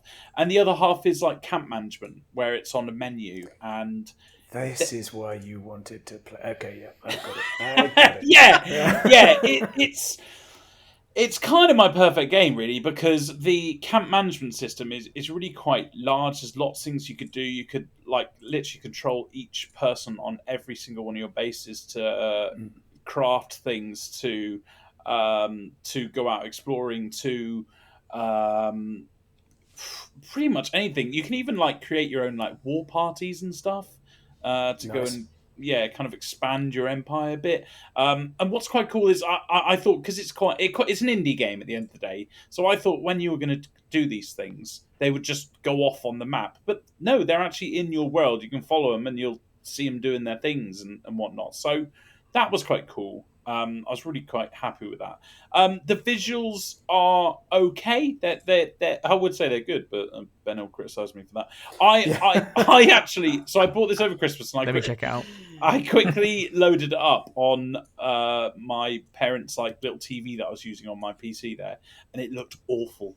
Horrendous, and I was really sad. I was like, I've been waiting for this game for 2 fucking years, but luckily when I got home and actually put it on my proper monitor, it's actually good. So The UI looks really good. yeah, the UI is good, and that's I kind of respect them for that, because they probably thought, how do we? They're going to spend a lot of time on the camp management menus, so we need to make that look good. So I quite like, because if it was shit, then you wouldn't like that you're spending fucking an hour evening on that screen. Yeah, even the overhead map thing looks really cool from what I'm seeing here. Yeah. This does look quite cool, Eddie. Oh wow! Fucking hell. He's now going to relate it to some like pixelated game from the late 1980s. It's all like RimWorld. Good for you. Very good. You can play it in first and third person, as I said. I don't know if you guys have got this, but in indie games, when they have the option for first and third person, it's almost unplayable in first person. Yes. Do you know what I mean by that? Like, Yes. the movement is awful, like clanky, and like just turning around, I feel like I don't know, lugging a big bag of potatoes around with me. I mean, the horses. Oh my god, riding a horse is worse. Holy shit! I think I don't know who designed that, but it's really badly done. And you've played Mountain Blade. Well, I wish it was as good as Mountain Blade. But yeah, it's really clunky, really bad. I mean, it's an indie developer, so I don't know what I was expecting. But it's so difficult when you're riding horses in all these other games, and then you ride a horse in this game. It's so difficult to feel happy with yourself and your decision. Horse riding is actually quite hard to get good, though, isn't it? I was saying this recently. I've yet to play a game that horse riding is good. I'm also kind of playing a bit of Witcher 3. I'm kind of 70 hours into that, and it's so bad. Fucking Roach. I'll tell you. Roach deserves your respect. There's Also, times I literally jump off that horse and just fucking run. I just I played the horse riding section on Last of Us the other night, and I was like, oh god, this is janky as fuck. Like, it's so terrible. And when they like jump over the logs and stuff, I was like, ugh. Yeah. It's not, Thank it's God not it's good. like 5 minutes, isn't it? Yeah. I think the best one that I know of is Assassin's Creed, the Odyssey. No. That's No. That's So still not pretty Red Dead poor. then? No. No, not Even Red Dead's not great. Ghost of Tsushima is not bad, but even Red Dead I don't think it's great, to be honest with you. But Ghost of Tsushima isn't bad. Yeah, it's not bad at all. But there's no real intricate movements. You just run in fields, don't you? So it's not. Yeah, it's you're kind of just hard covering to get that land. wrong. Yeah. Yeah. Anyway, we digress. A lot of horse riding there. I love this game. You are not, like a superhuman. You're not, Dragonborn or anything like that. And you know what I really like is the starter mission actually is really good at introducing that, because I probably redid it about 20 times trying to go around and shoot people in the head with a bow and arrow. And I obviously looked it up, and obviously everyone's going, stop being a twat, you're not superhuman, you're just a Native American. And you have to, basically, I worked out that you had to do things like whistle in certain areas, and it would be good to poison their food, so then when they come round for dinner, a lot of them die that way. And all these sort of different ways, and it's a good way of introducing these tactics. It doesn't do a good job explaining that you should do that, but at least it got me thinking that I can't just go shooting everyone until they're all dead. So yeah, really good. It's got a good like hardcore. You can only save at campfires, which I love, because there have been times where I've been truly shitting myself when I've come across people transporting prisoners, for example, and I think, I'm probably going to die here, and I haven't saved in an hour. It's also the same reason why I get really angry at games, because when you haven't saved in a while, like in Fallout 4, and then I lose a whole hour's progress, and I think I've just wasted an hour of my life. But yeah, I should love this way more than I do. Oh. Yeah, like the mechanics in it are kind of perfect for me. I love like camp management and expanding an empire where it's also first person. So I should fucking love this game. I don't. I don't like the time that I'm playing with it. I think it might be because I've forced myself to play it, because I'm loving playing Escape from Tarkov so much. But I was just about to say that, Eddie. Yeah, that I need to play other games. So instead of going into it going, oh, I've got this game that I've been wanting to play for 2 years, I've gone into it going, right, we'll play it for a bit just to see, if you like it, and then you can jump back on Tarkov when you're finished crafting things and stuff. So I am going to revisit this game. I think when I get bored of Tarkov, which will probably be in the next week or so, yeah, I'm going to revisit it, and I think you'll find I'll actually say this is a really, really good game. Right now, I'm saying it's a good game, and I think people should play it if you're interested in this type of game. But I'm not personally thinking it's a great game. So hold that space, because in a few weeks I might come around and say this is an excellent game. Is your Escape from Tarkov playing? Is that dying off at all, or is that going strong? It's not dying off, but I've got to a level now where I've kind of got the best stuff, and I have access to get the best ammunition and stuff. Now, I know that sounds weird, but for me, when you get all the best loot and you get all the good stuff in most games that I play, I get pretty bored with it because that's kind of what I strive to do. So I'm thinking, now I've got access to all the best stuff, I think I'll probably lose interest because I don't have that thing to strive towards. But yeah, I've been wrong. I mean, Tarkov is fucking chucked thousands of hours into it, so yeah, it could be wrong. Did you ever get And into you're listening to podcasts about it, so. Did you ever get into the Division 2?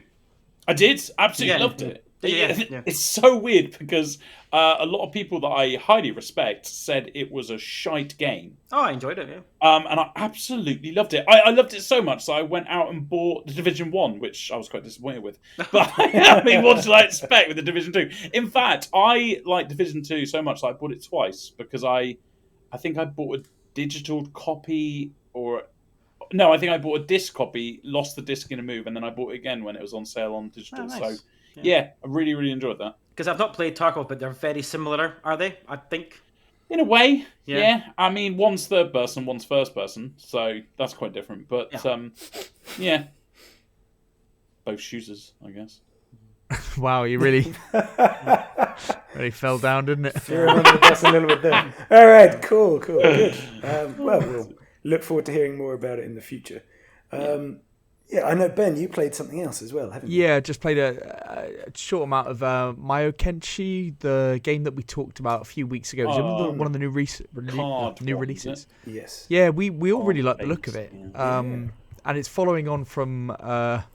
I'm all about my card and deck building games now that Marvel Midnight Suns truly opened my eyes back to that. But yeah, it's card, it's deck building, it's turn-based combat. It's a bit of a roguelike. Each mission is kind of a roguelike.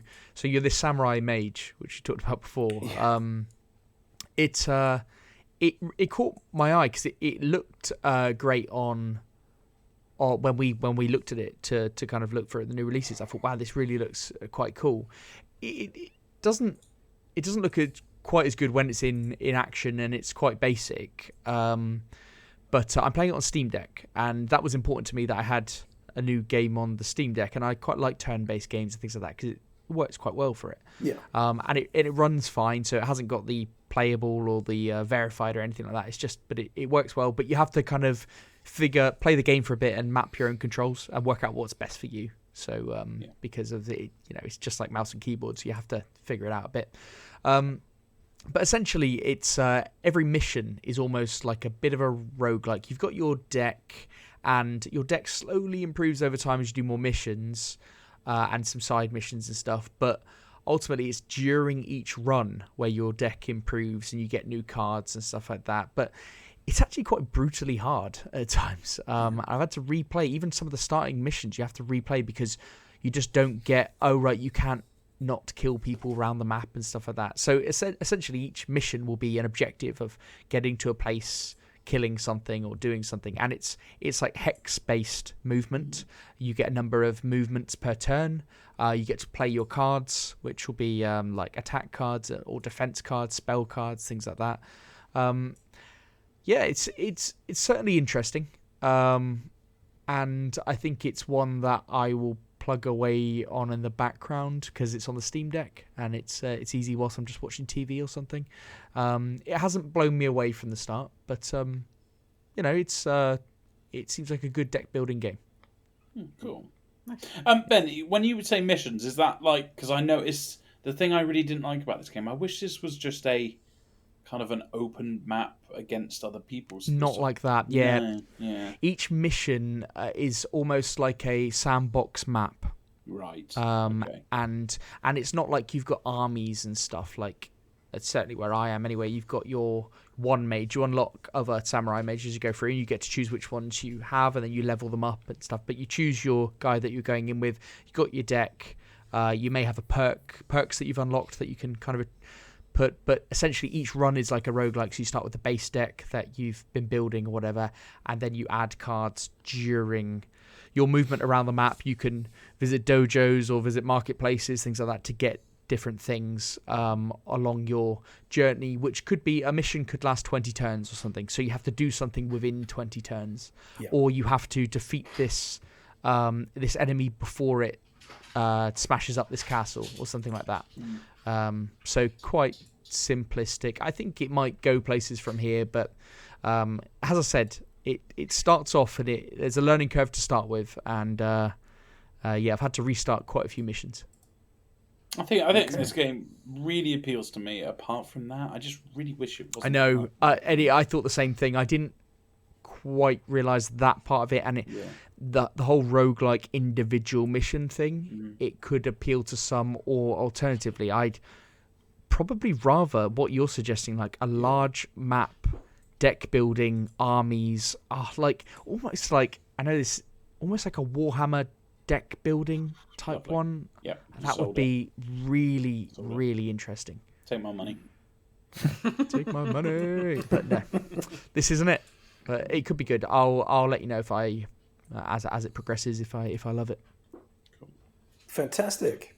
Okay, and that takes us on to the feature, doesn't it? Where we're talking about the Xbox showcase from last week, but the keen-eared amongst the listeners will have noticed that I haven't mentioned a game I've been playing. Dun, dun, And Yeah, I was just about to call you out on that. yeah, well, I don't know why, Kurt, because it's also the only one you've played that's new as well. And that's because we're starting halfway through the showcase when they shadow dropped Hi-Fi Rush. Yeah. Yeah, and I've jumped in on that because it's on Game Pass. Thanks for that. Tango Games Works, good choice. So this is obviously the new game from the developers of Ghostwire Tokyo. It's a rhythm-based action game, action-adventure, just to annoy Eddie.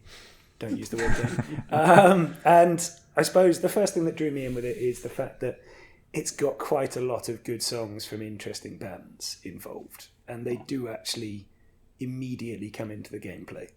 So 1 Million by Nine Inch Nails was a standout. Yeah, that is a great moment. But it even kicks off with Lonely Boy by the Black Keys, doesn't it? Which It does. kind of on the nose when you're introducing a single male protagonist. But, it's actually a really good game. I'm going to start out by saying that. I've really enjoyed it so far. I'm about a third of the way through. And so far, I can say a lot of positive things about it. The combat especially is really, really fun, and it works well with the music they've done it with. So whether that is by Nine Inch Nails or whether that is by they've got a band to do an awful lot of the music, but it's great. It's really fun to fight along to. And even for those of us who aren't musically gifted, it doesn't actually matter if you're that on the beat. You can still have a good time with it. But it's rhythm based, and you do more damage and stuff when you time it, right? And it makes it insanely more satisfying when you pull it off. But you still are fine, even if your sense of rhythm is as bad as, say, Ben's. But they've got a lot of I mean, you're right, but why not? they've got a lot of I guess accessibility features as well, haven't they? Like they keep drumming like the first hour that I played up to the boss. It's basically like a huge kind of prologue of like training, isn't it? Essentially. Yeah, well, that's it. It sort of bleeds it into the gameplay, doesn't it? It's not like there's a tutorial. It just has tutorial bits. That's it. And then there's when I was playing it, I was really trying to like hit the buttons at the right times with the beats, try and kind of do it, but I just felt I was fucking it up all the time. And then there's the you can press, I don't know what the bloody button's called, but the bit with the two squares on the Xbox pad, you press that and then it brings up the little there's a gauge at the bottom. Which kind of shows where the beat is, and you've got to try and hit it along with that. So obviously it's a visual indicator as well as using your ears. But even then, couldn't do it. I'm really struggling with doing that. I struggled too at the beginning, and I replaced the desire to be on beat with mindless aggression. And that will get you quite a way through, I will tell you that. Fair enough. I will say, by where I've got to, you kind of have to be getting on the beat or you'll just die. Yeah, okay. But you can get through probably the first 2 sections without needing to be on it. So you know the boss on at the end of the Yes. first, right? Yeah. When you got to do the quick time event, press Yeah. X like a couple of times. I will hold my hands up and say that took me far too long to get right. I think I fucked up 5 or 6 times. I ended up beating the boss by just hitting him like in the bits that were outside of the quick time event, and I was just like, okay, I'm shit at this. Understandable, yeah. It does take some getting used to, but the more you play of it as well, the more the environmental cues come into it, because it's not just the gauge at the bottom, which you can get rid of at any time. Everything around you moves to the beat. It does. So you'll have things on the walls. You'll have, at one of the levels I've been to, rocks bouncing to the rhythm. Like, there's just a lot of cues going on. Platforms coming in and out of like recessed areas in time with the beat as well and stuff, isn't it? So there's an awful lot going on, and the platforming is, for the most part, really fun. The only problem I would say is the change of direction when you jump. So like if you're running forward and then press jump, it's a bit more vertical than you'd think it would be. It's that kind of thing, you know what I mean? Yeah. So you I sometimes, do know what you mean, yeah. Yeah, so For occasionally... the 20 minutes I played. Yeah, you'll just occasionally short a jump because he just didn't have the forward momentum you thought he did. And it's like, oh, okay. Well, that's annoying. But it's also not the most brutally punishing. So while you won't be able to get past something without doing it correctly, your death doesn't set you back miles. That helps a lot. It just restarts whichever bit you were in, that scene. Yeah. And the way they've divided it up into like choruses within an overall chapter. So I think there's 12 choruses in the first one and the second one. I think there's 9 in the third. Something like that. It really breaks it up quite nicely. So if you've only got 5-10 minutes, you can actually play one of those and then hop off again. And it works really well with quick resume on the Xbox. So you can just sort of, jump on, play a bit, jump back out again. Nice. Which is really fun. There's also a pretty robust, he said, in a conservative kind of way, upgrade system going on in the background, which I haven't actually explored too hugely because I was just desperately getting more reverb for the special attacks, to be honest, because the special attacks are hilariously fun. So there's quite a lot of detail going in, but I should also take this moment to say I really like the humour as well. There's a lot of puns, there's a lot of cheesy stuff, and I'll come back to that in a minute. But some of the more meta jokes about the fact that it's a game and between the characters are really, really good. You've got these 2 HR robots that are roaming the environment, almost like a pair of like cynical detectives, like the guys from True Detective, if you think of it like that. And every time I see them, they crack me up. Every single time they're saying something funny. I thought the humour seemed quite good, but it always makes me think when they're making a game that must be so nervous because some games get absolutely fucking rinsed for any type of attempt at humour. Oh god, look at Forspoken. Absolutely, and it's so hard to know where it lands. It either hits or doesn't it? Well, that's it, and there's a lot of puns. There's a lot of kind of West Wing style dialogue where it's really fast and really kind of okay, yeah, fine, like you clearly were prepped for that. Gilmore Girls. Yeah, exactly. But there's also there's some really good meta stuff as well in there. Like so I just want to ask you a quick question because Smidge, the training, the smart fridge that helps you out. He obviously kind of like chimes in and gives you tips as you're going through, just help you how to traverse and to do certain attacks and stuff like that. I actually skipped one of the sections where he was, and he followed me and around the platform that I was on until I was like, okay, I'll check it. I'll check in with him. Yeah. And then he said, I just wanted to follow you to tell you that I'm not going to give you the tip that you would have got if you'd actually come here. And I was like, oh, is that? I didn't know if that was like planned in the sense of if that was just going to happen anyway, or if I'd actually spoken to him at the beginning, would it have been okay? And I pressed it again. He said, no, I'm not telling you. Yeah. Yeah, he does give you all the tips if you approach him first time. Oh right, okay. Don't ignore Smidge then. Little things like that I really do like, and Smidge is fantastic because it's a slightly stalkerish smart fridge. I know you inside and out. Yeah, he's deeply concerning at certain points. And as then well. Chai's like, okay. Yeah, but we should at this point come back to the names. Because the names annoy the fuck out of me. What's wrong? What's wrong with the Like, names? your main character is called Chai. Great There's name. another one called Peppermint.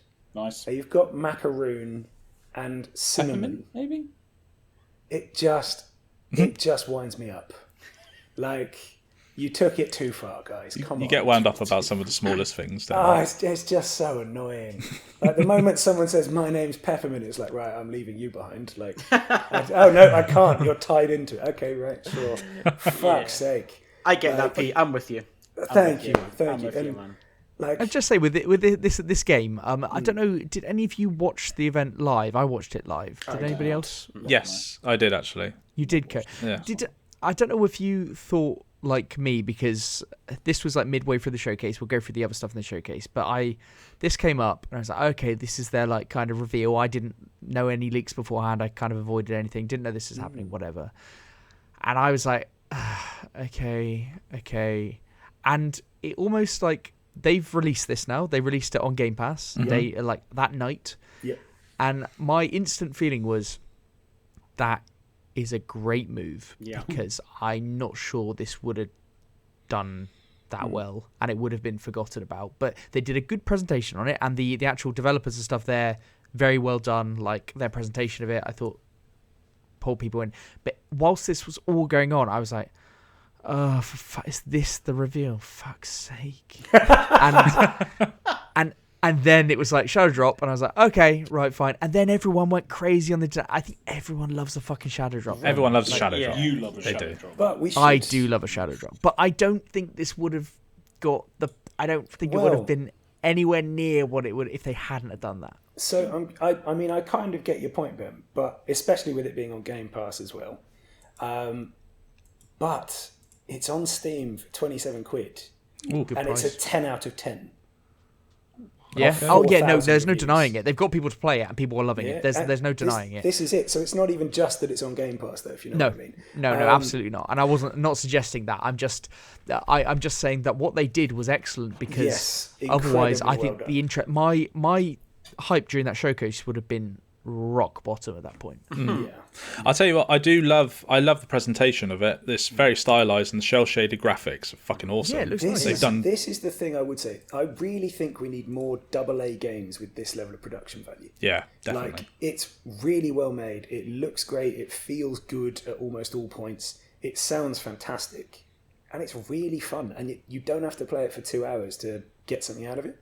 You can jump in for half an hour at a time and you'll have a great time. One thing I will say I don't like is after you have done like a certain section and you defeated the enemies, it comes up with like a little scoreboard thing to the right, doesn't it? Yeah. But Yes. you can't move for a few seconds whilst that's like chiming up, and then once it disappears, Don't then play you can move. Forspoken, mate. No, but it's such a weird thing. Like it's just like an overlaid kind of graphic, and like you can still move around and do something because it's not taking up so much of the screen. Like you're just forced to stop.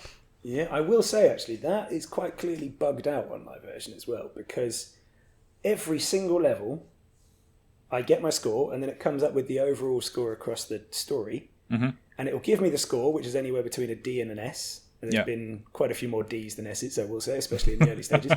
But the moment I get to the end of it, they're all Bs. Every single one is recorded as a B. Oh right. So no matter the highs or lows, I end up with Bs. You're just average. You're just You an are average middle. player. It's very much like secondary school all over again. But that is clearly bugged out. And the first time it annoyed me, obviously, was the first time I got an S. And I was like, oh, fuck, it's been forgotten already. Fine. But then you were like, there's a lot of Ds it's giving me better credit for there. But, you know. I will say the only negative gameplay-wise for me has been the... Have you come across any of the puzzle bits yet, Kirk? There's like little ones where you've got to like hit 9, 10, 12 notes at the perfect time. No, I haven't. Okay, I wasn't sure if that was at the very beginning. There's a few like that which are just kind of annoying Okay, because the prompts pop up all at different points on the screen. fantastic. So the first like 4 or 5 attempts are actually just working out where the next prompt is going to appear. And then you haven't got enough time to hit it. That's the only bit so far where I'm like, fuck off. Otherwise, great game. It must have been interesting as well, obviously, if you're someone who's only got an Xbox and only plays Xbox. When that was announced out of nowhere, like you said, Ben, they must have been sitting there going, who's that? Is that me? Third-person game? That's me on the screen. Wow. Exciting for them. It's great. Yeah. We should probably move on to the event and how it flowed, because that's quite because I think this was almost a much needed turning point in the event, in my opinion, but good to get other people's opinions. It started off with Minecraft Legends, didn't it? It did, yes.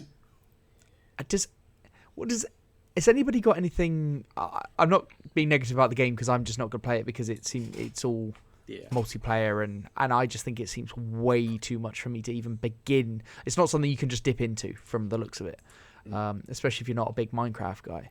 But is anybody interested in this from here? No. I don't. Okay. But it's not for us. It's not for us, man. It's not for Eddie. us. It's not for us. But it's almost like I think a large proportion of the, you look at Forza or something like that. It's not for me, but I'm going to play it. Minecraft Legends is so not for me that I don't think I can begin to play it. It's so extreme. Community is probably bigger than any other game, so I don't think they're going to be too worried. Yeah, average monthly players is like 170 million. That wasn't that's not what I'm getting. Again, I'm saying for the showcase. I just think the people watching the showcase, they're not necessarily Minecraft players. I just didn't know how it was the game they kicked off the showcase with, and I thought that was a really odd kickoff, or they just thought we'll get that out the way early. I think it's the latter. Yeah. I'm really not sure. I think it's one of the biggest things they've got this year. Not for this platform though. Yeah, that's exactly that's the thing. Like my kids are obsessed with Minecraft, but they both play it on the two Switches, and I cannot get them off Minecraft. You guys, but they're not watching they're not watching an Xbox developer direct. Well, no, but I still can't see either of them wanting to play Legends. I don't think that's that. Maybe I'm wrong, but I will maybe be surprised in time. But for me, it's all about the Minecraft. I agree with that. I think because it's a PvP game, it won't hit as well to the hardcore Minecraft people. I think you need to want to play those games. It's almost like they've kind of gone, people love Minecraft, people like how Fortnite. Else can we make money off this? It's the Venn diagram that they're trying to make, and I don't know what the overlap doesn't seem particularly strong. I'm not sure what the market is at all. Did you get the one thing about that game? I mean, I didn't mind it, for the record. I thought it looked quite cool, and I like that you could have your own roles and stuff. It looks good. Yeah. What? How long do you think each game is, though? I couldn't get the grasp of that. Well, if you look at other kind of games of this type, they can be really long, can't they? Well, that's what I'm thinking, because I assume you can't. Well, you can't. Well, obviously you can't just leave it and then come back to it. So, yeah, I think that would lose a lot of people, because it looks like each game could be a fucking half an hour to an hour long 45 game. minutes, yeah, exactly. That's what I thought. And that's a long time for is it 3-on-3 or is it 4-on-4? I can't remember now, but yeah, that's a long time for a game like that. So, I imagine they're probably trying to aim at that kind of League of Legends time frame of game and stuff. Yeah, you'd think so.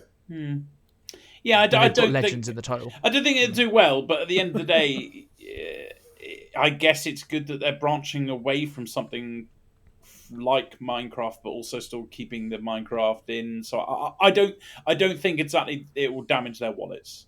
Yeah, nothing against the game. I just thought this was almost a weird place to. But then it's one of their huge IPs, so they're going to mention it here. Ben, they need to. Well, how about this? If anything, I think this is a good placement, because you need to. Obviously, you need to end on the biggest. I think we can all agree. You need something good in the middle to keep them interested, but you do need to kick off with something else. Because imagine if this was a really shit, like fucking Elder Scrolls DLC, everyone will go, "Oh, fuck's sake, this is not a good start." I thought Forza was going to open it, to be honest. Okay, yeah. I think Forza would have been a good opening. Yeah. Yeah, but they moved on to that. Yeah. Good segue. That was the next one. The big.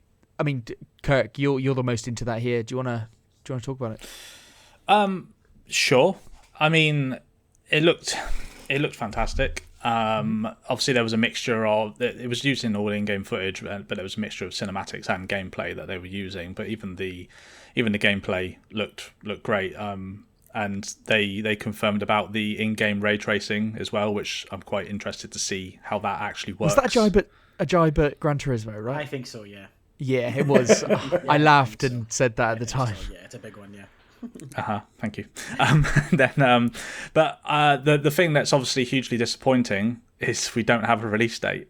I know. So what the fuck? Was what the fuck is that about? Like, it was supposed to be coming out. I believe spring of this year, and now we don't even have a season of when it's going to come out. So, it's kind of that's a little bit worrying because this is probably one of their biggest IPs to come out this year.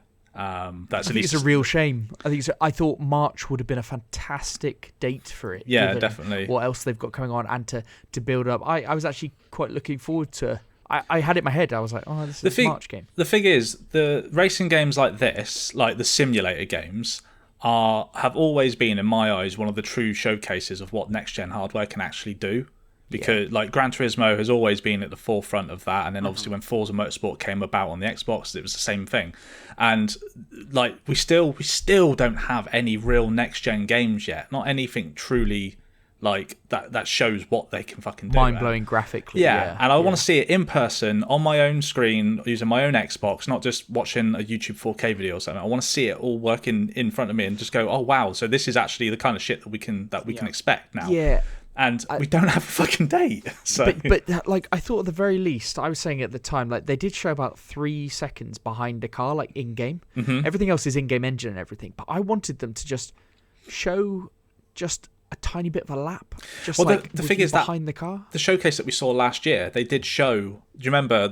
It was a black Nissan GTR that they were using. That right. They were showing the lap. They were, but it was almost cinematic, wasn't it? How it was doing. I want to see how you will play it because. I don't know. I'm so skeptical about these games. Like I saw Gran Turismo, got all of that stuff, and then I got it on my screen, and I'm like, "Yeah, it's not the same game." No. This is not the same game. It's a lie. Yeah. So, and I just don't want Forza to be like that after they built it up so much.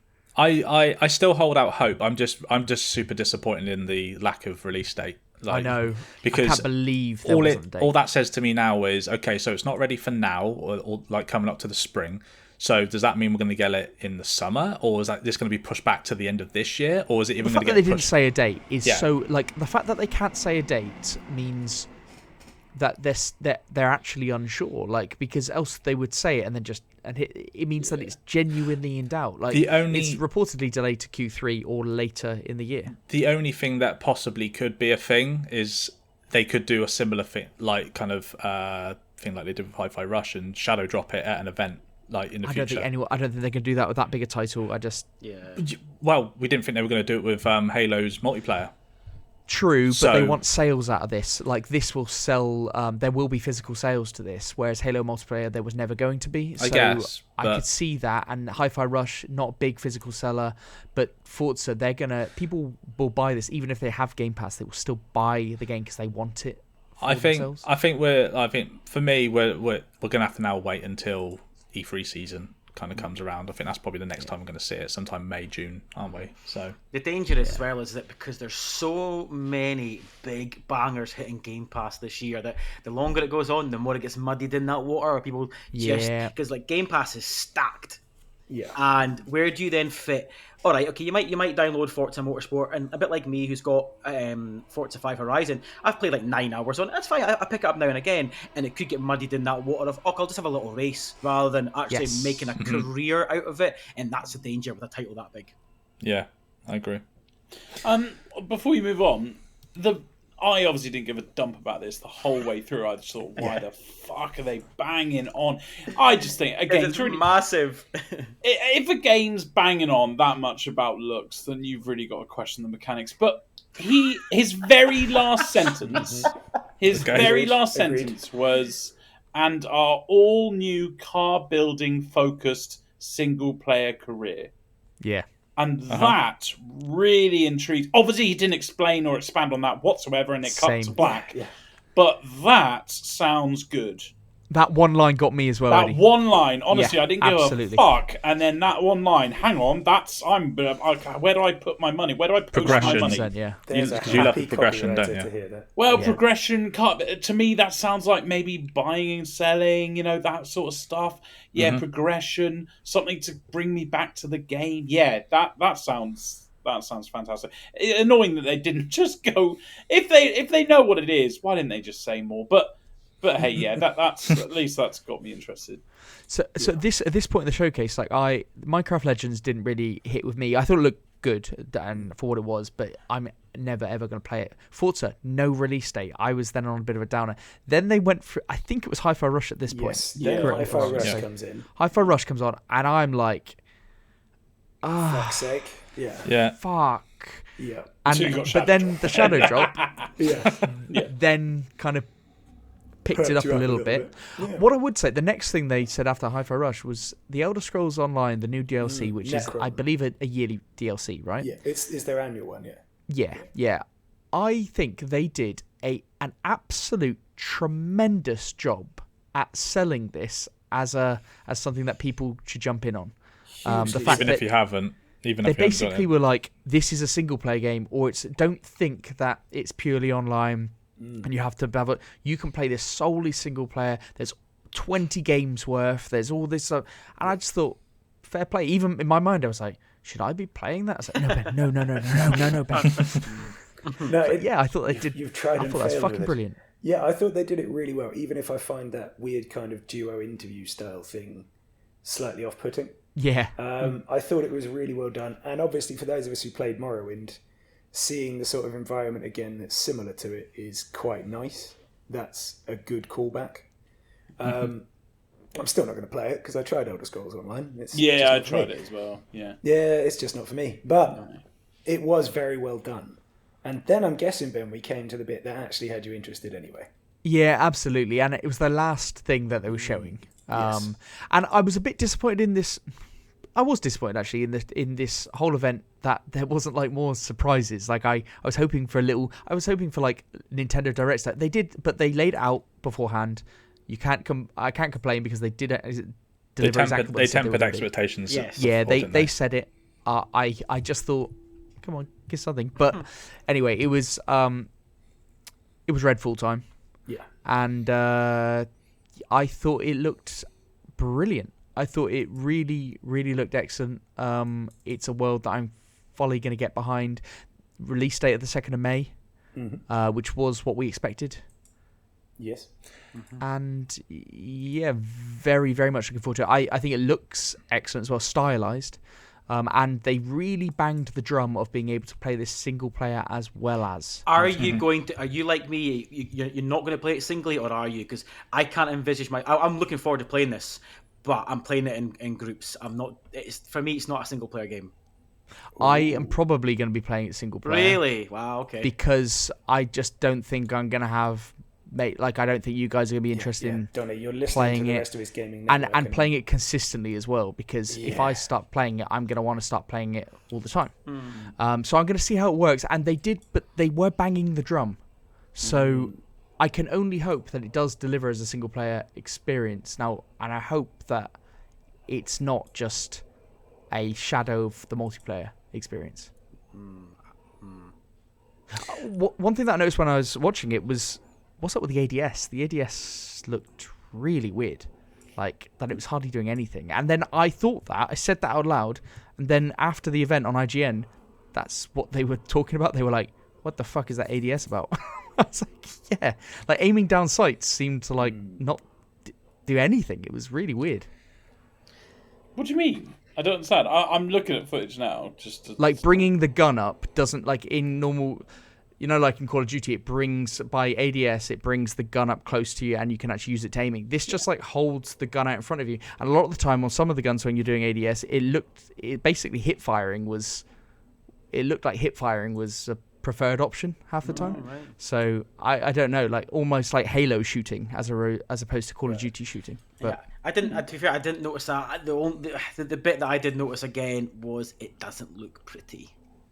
Yes. Oh, I thought it looked quite good. No, I like the style. You are all over the place, Ben. My God, Deliver Us Mars looks like what the hell else?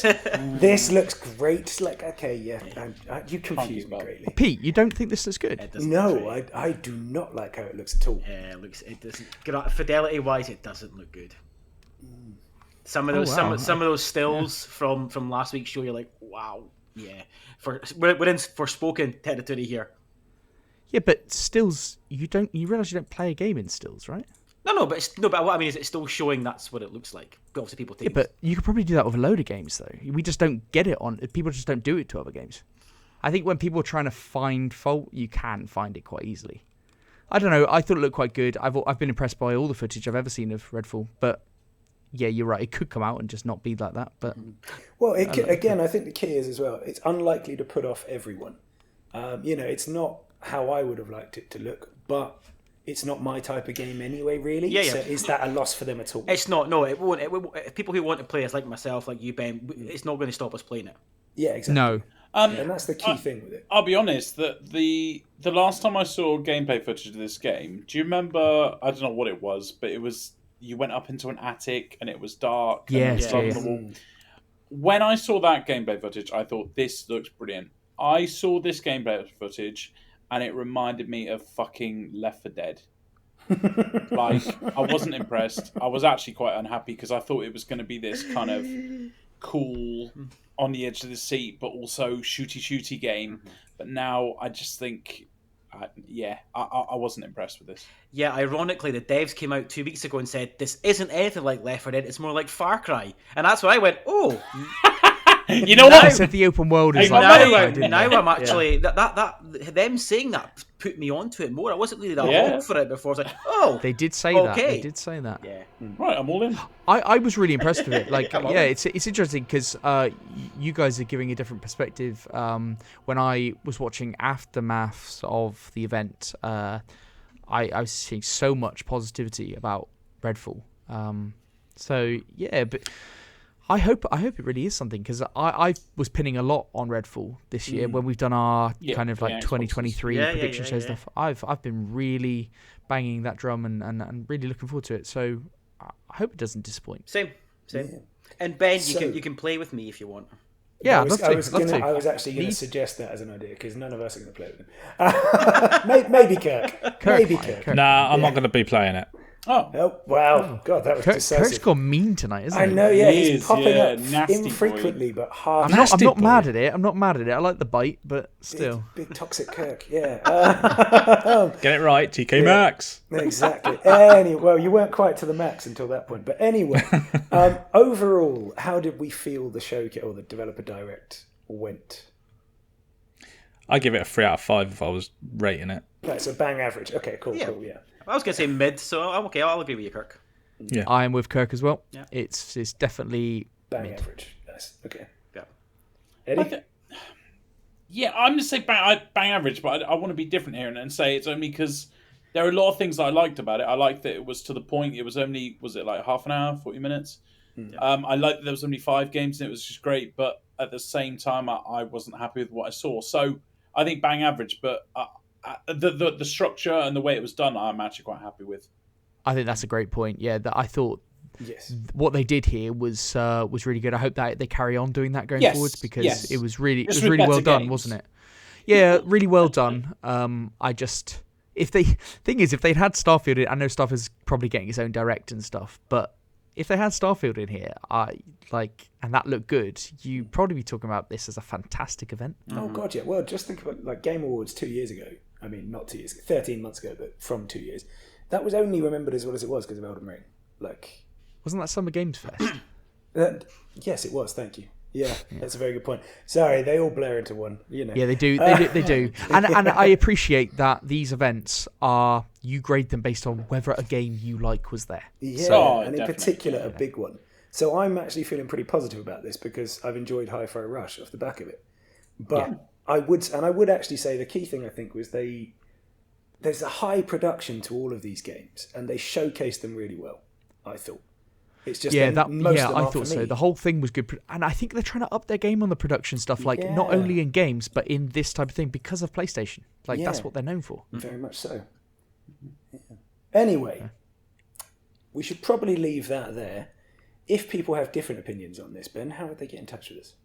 Right. Yeah, you can email us podcast@grumpygamers.co.uk, tweet us @grumpygamerspod, YouTube channel, Grumpy Gamers Podcast, Twitch, Grumpy Gamers Podcast, all one word. And Donnie, where can people find you? Read your words, listen to your voice. If you enjoy my shite patter, you can find it bi-monthly on the Pure Dead Gaming podcast. Fantastic. Good stuff. And I'm on the Afterlife one. So we're recording the monthly recap one on Thursday, which will go out on Monday, and you're there. I know. Perfect. Thank you for saying that. Ben said it so uncertainly. I wasn't. I was there. He's like, Thursday. I am on that one. Is that still happening? Yeah. Thursday. That's what we've agreed, right? Yes. Perfect. Well, until then, at least, it's GG. GG. GG. GG. You bastard. It was me first. GG.